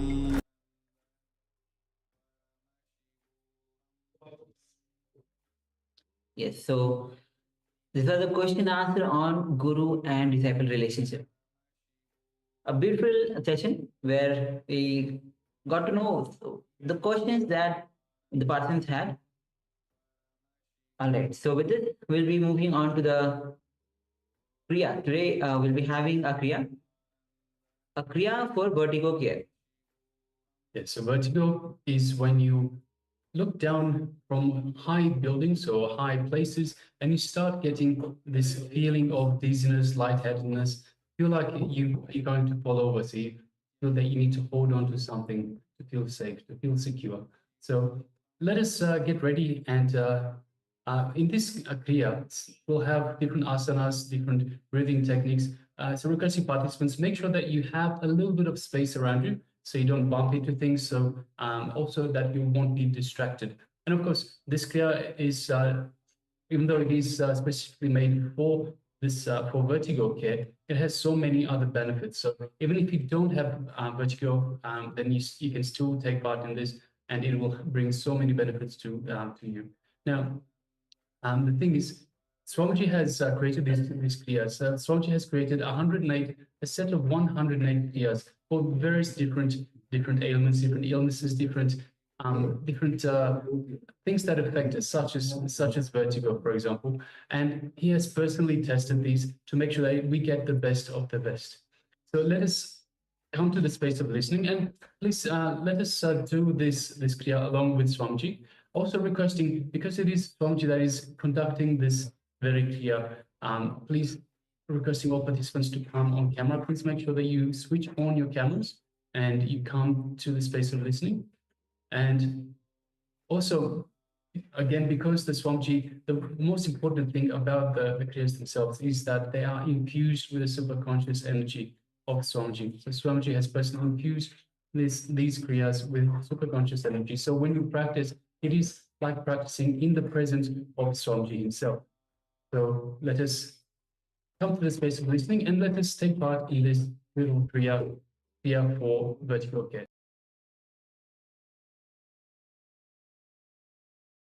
Let us start the Nitya Kriya for cure for vertigo problem.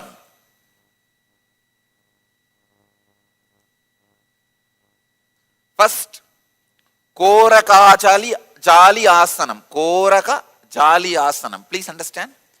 The father of Hatha Yoga, Goraknatha, in his name this asana is said. Yes. Usually he always sits only in this posture. Actually, I am making a murti of Goraknatha, Dattatreya, Maschendranatha, all of them, to be placed in our ashram all over the campus.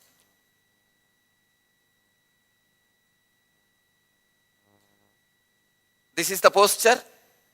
Be seated in a squatting position. Insert the hands in between the thighs and the calf muscles. Interlock the fingers. Rest the palm on the navel. Fix the gaze at the tip of the nose for 30 seconds.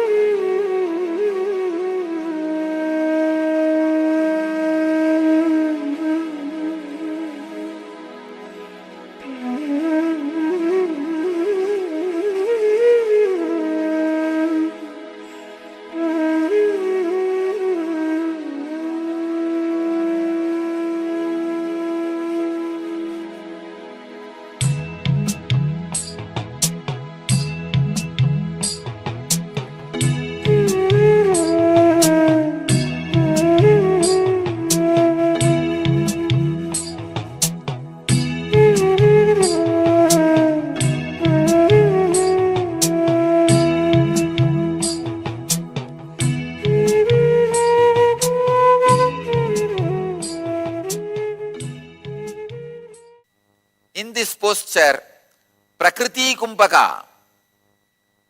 Let me give the instruction for Prakriti Kumbhaka. As you chant the Bija mantra, Va, loudly suck the air in through nostrils and mouth. Then when you are full, hold as long as you can. Then slowly exhale normally.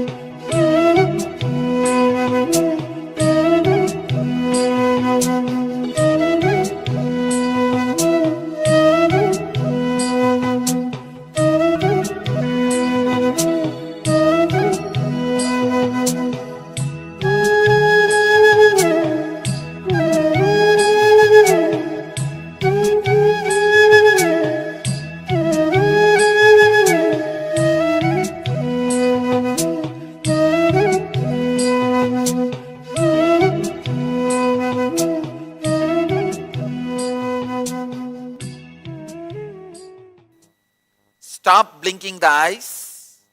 Concentrate on your nose as strongly as you can, tip of the nose for 2 minutes.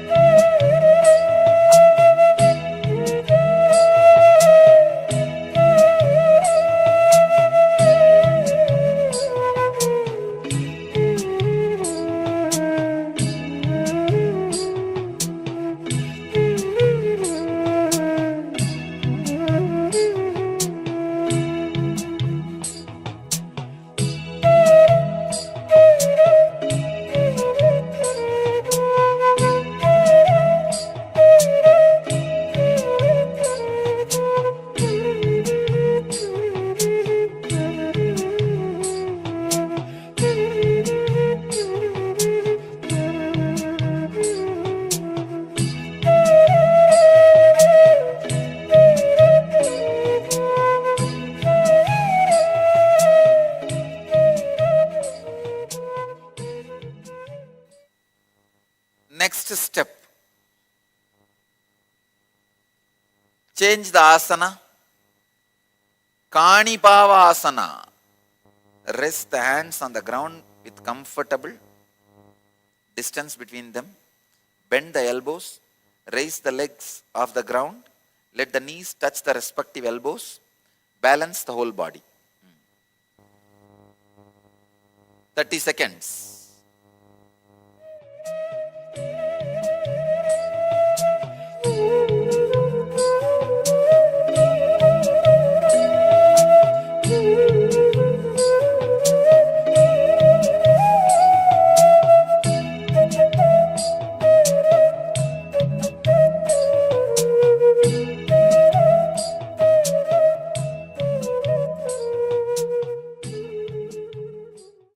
Now, in this posture, Gada Kumbhaka. Gada Kumbhaka is inhale through both the nostrils, hold the breath, exhale through right nostril. Please understand, inhale through both, hold the breath and exhale through right.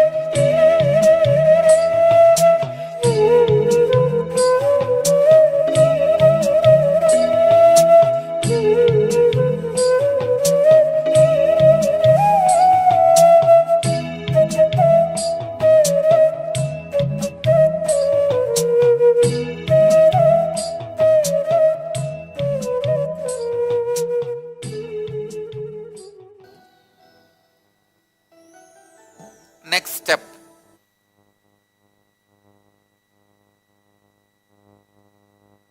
Is Vamavarta Chakrakumbhaka. Let me give you the instruction, please understand. Inhale through left, hold as long as you can judiciously, exhale through right, again inhale through left and stop and relax.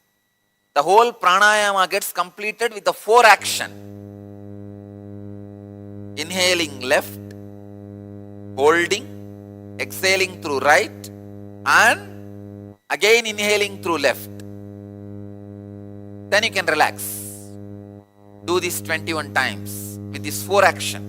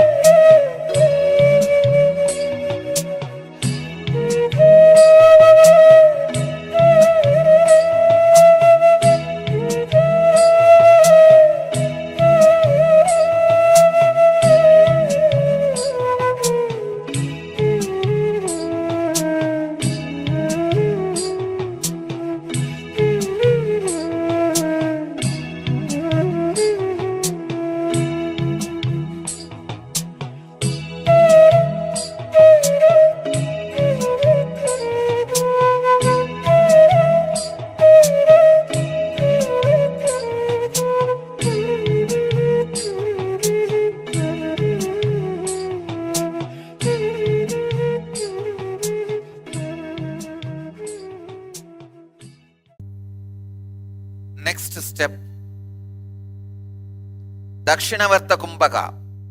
Now please understand.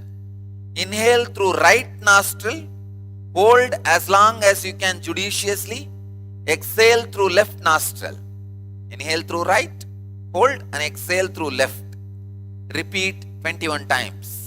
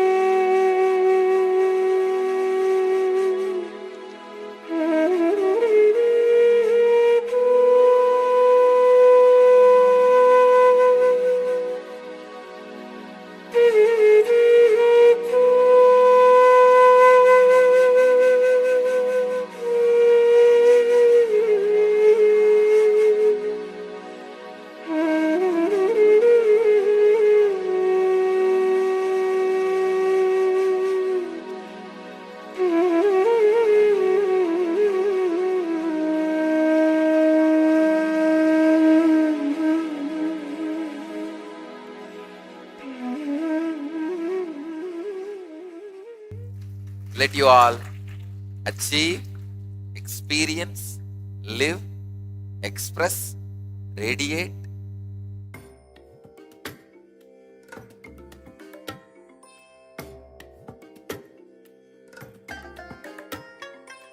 I bless you all. Let you all open all your three eyes.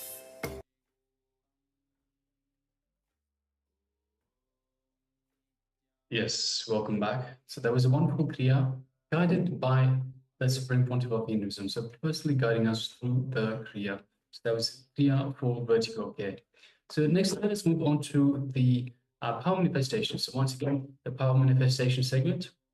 And today's power manifestation is the power of quantum memory.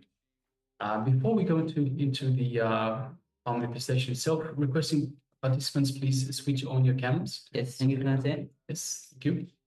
So Ma Shukra Indaranda, Ma Kelly Wang, Ma Shu Wei Bing, and Shi Hui. If I mispronounce it, I do apologize. But requesting everyone please switch on your cameras and be available in the camera frame itself. Please take a moment and switch on your cameras. And let us manifest this power of quantum memory. So in this round, we'll be again one page from Science of Enlightenment. We'll just have a glance of it. Then we'll be manifesting the power of quantum memory. So we'll be projecting this. Again, remember, don't try to read it. Just have a glance of it. As we shared the story of how Vivekananda had a glance of it of a book and just read he knew the whole detail of the book. And even Swamiji, he just have a glance of her book, and so many books he had just without even reading, he knows all details what. So just take a glance of it. That's all. Yes. All right, so now that we've taken a glance at the book, at the page of the book, so it is the book, The Science of Living Enlightenment. Let us now just sit comfortably with the head, neck, and spine in a straight line. Let us just unclutch from impossibility, unclutch from self-doubt, unclutch from judgment, unclutch from fear, unclutch from worries. Let us just unclutch from everything. So anytime any thought, any emotion comes into your mind, just unclutch. Just become a witness. That's it. Just a witness. Don't get involved.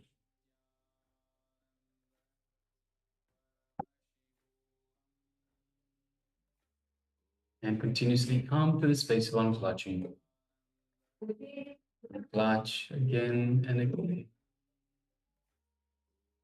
Every time a thought comes up, remember to unclutch. Now let us invoke Swamiji in our inner space, just in the Ananda Gandha region, which is just below the heart center.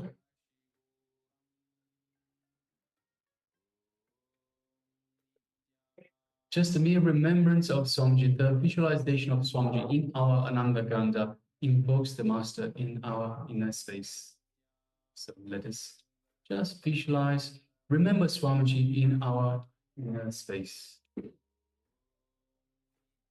And let's feel Swamiji's love, his compassion, his infinite grace just radiating in your inner space.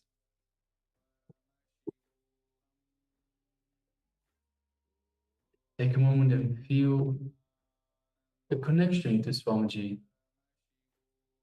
space of oneness with Swamiji.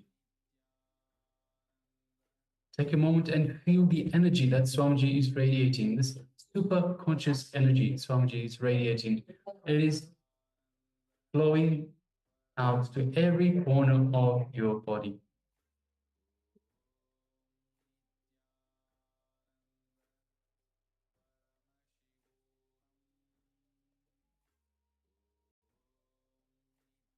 And just take a moment and feel this space of oneness with Swamiji.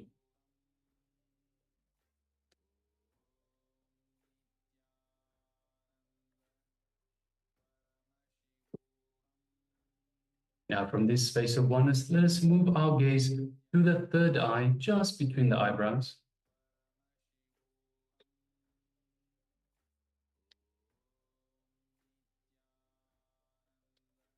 And through our third eye, let us look into Swamiji's third eye, thus creating a connection. And as we do so, feel the energy in your third eye.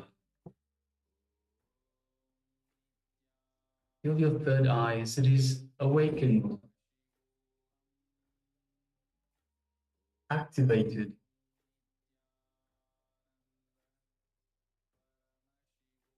From this space of oneness, let us start manifesting the power of quantum memory. I request Swamiji to show you the information, what was displayed on the page. Let us begin. Paramashivoham Om Nithyananda Paramashivoham Om Nithyananda Paramashivoham Om Nithyananda Paramashivoham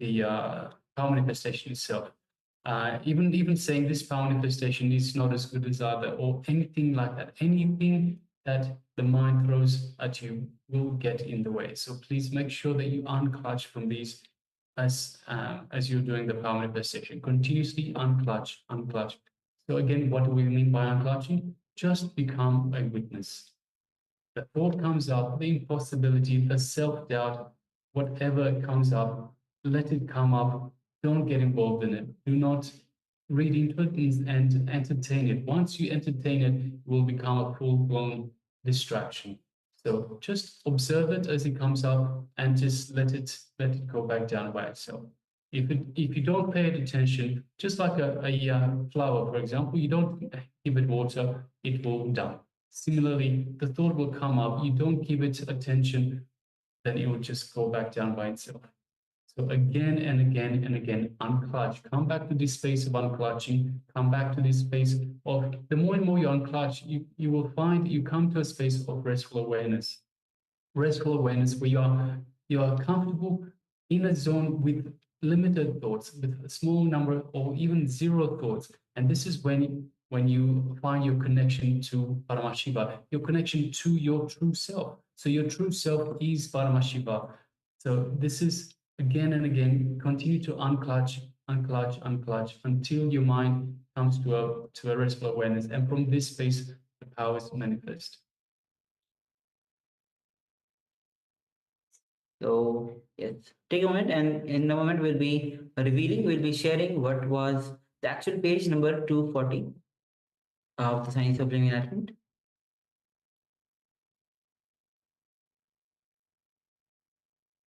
All right. So we'll be projecting the page number 240 of the Science of Living Enlightenment. Yes, so the book starts at the top. Losing confidence in you take away life itself from you. Please listen. Others losing confidence in you takes away the wealth of life from you. You losing confidence in you takes away life itself from you. How many of you are recognizing it? When you break the words you give to others, they lose confidence in you. When you break the words you give to yourself, you lose confidence in you. If you do not honor the words you give to yourself again and again, then the habit of not honoring the words you give yourself becomes part of your muscle memory. Losing confidence over yourself becomes part of your muscle memory. That is why even your willpower cannot heal your body. I see this many times in my experience with people. Some people come out of even cancer with their willpower. Some people can't get out of their simple cough or headache, even with all their meditation and everything. It's because the power of completion, integrity. If you are in integrity with you, any word you give yourself, even your muscles will listen to it. The word you give yourself is the bone structure you form for your life. You have to honor. If you are not able to honor, even by giving your life, at least you have to complete it. The words you utter towards yourself, the words you give to yourself, can be nectar or poison. The words you constantly repeat to yourself, the words you constantly tell yourself, have to be enriching you, inspiring you, exciting you, and enlightening you. The words you give to you are ahara, what you consume to create life in you. The first principle of life is integrity. When you start thinking and speaking with integrity, the ultimate possible inner cleaning happens. Yes, so powerful, powerful words from the Supreme Pontiff of Hinduism on integrity. Integrity is very, very, very important to us. It is our bone structure, the bone structure that we create for our life. Through integrity, as Swamiji pointed out, through integrity, people walk out of diseases like even cancer. But if you don't have the integrity, then your health issues, you will have health issues. Even with just a common cough, you won't be able to get out. So integrity, very important principle, very important part of your life. That's why we have gone through exercises about finding out, identifying places where or situations, aspects of your life where you have not been in integrity, where you have been inauthentic, you have not kept integrity for the words that you uttered to yourself and to others. We can't stress it enough. It is so, so, so important. All right. So with this, let's move on to the next session, which is going to be on mysticism and philosophy. Now, both of these are two distinct yet interconnected paths of understanding. Philosophy is rooted in intellectual analysis, logic, and verbalization of experiences. On the other hand, mysticism transcends all intellectual understanding. It is from the oneness, from the higher states of consciousness that manifest. Mysticism involves direct experience and communion with the divine and direct initiation by the Guru. So let's enter into this relation by Swamiji on mysticism and spirituality.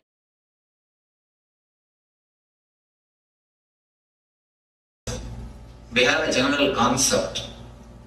Mysticism means it is only East. Philosophy means only it is West. It's not true. There are many enlightened persons, great mystics who are born in the West. There are many dull philosophers, dry intellectuals who are born in the East. So both has contributed for mysticism and the philosophy. So we will reduce the title to mysticism and philosophy.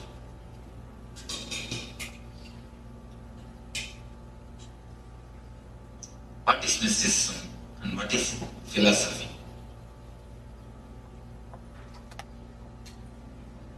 Philosophy is intellectual, the knowledge, the informations, verbalizations of experiences, memories of the past, assumptions about the future. These are all philosophy. It is more based on logic, collecting the information, analyzing them, coming to conclusion.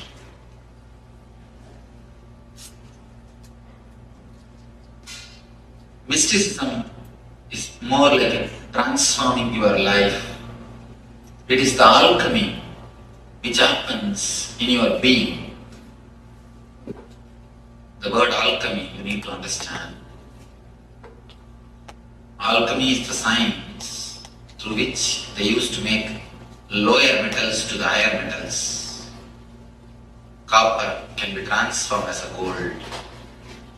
Mercury can be solidified. The lower level metals will be raised to the higher level metals.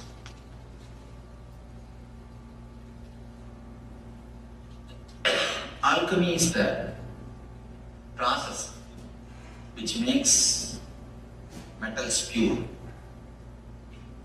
The transformation of the inner being, I call it as ultimate alchemy. Alchemy which happens inside your being. A man becoming God, devil becoming divine. The words becoming realization. This process I call it as alchemy. Mysticism is more to do with alchemy. If you have a problem, physically, mentally or spiritually, how philosophy deals it and how mysticism deals it. If we understand, then we will be able to have a clear view about philosophy and mysticism. The angle of philosophy, the angle of mysticism. Enlightened people always called their philosophy as darshanas. Darshana means, you need to understand, darshana does not mean philosophy. Darshana means whatever is seen. Whatever is seen, they are recorded. Those things are always called philosia. New word. Philosia, not philosophy. Philosophy is born out of mind. Philosia, mysticism, is born out of no mind. Philosophy is born out of matter. Mind is nothing but a matter. Mind is nothing but a biocomputer. Philosophy is born out of biocomputer. Mysticism is born out of bioenergy. Mysticism is the outcome of enlightenment. Philosophy is the outcome of intellect. Philosophy comes from intellect. Mysticism comes from intuition. Philosophy has got only 120 degree vision. Mysticism sees in 360 degree. That is why the mystics are always represented. The statues or the photographs of mystics is represented always with the third eye. Buddha, Krishna, Shiva, all the mystics, you can see there will be diagram. The third eye will be there. Third eye means the vision of 360 degree. All the sides they will be able to see beyond these two eyes. With intellect, you can touch only the level of head. Intellect is like a communication. Philosophy is a communication between teacher and a disciple, teacher and a student. Mysticism is a communion between master and disciple. Philosophy is the communication between teacher and student. Mysticism is a communion between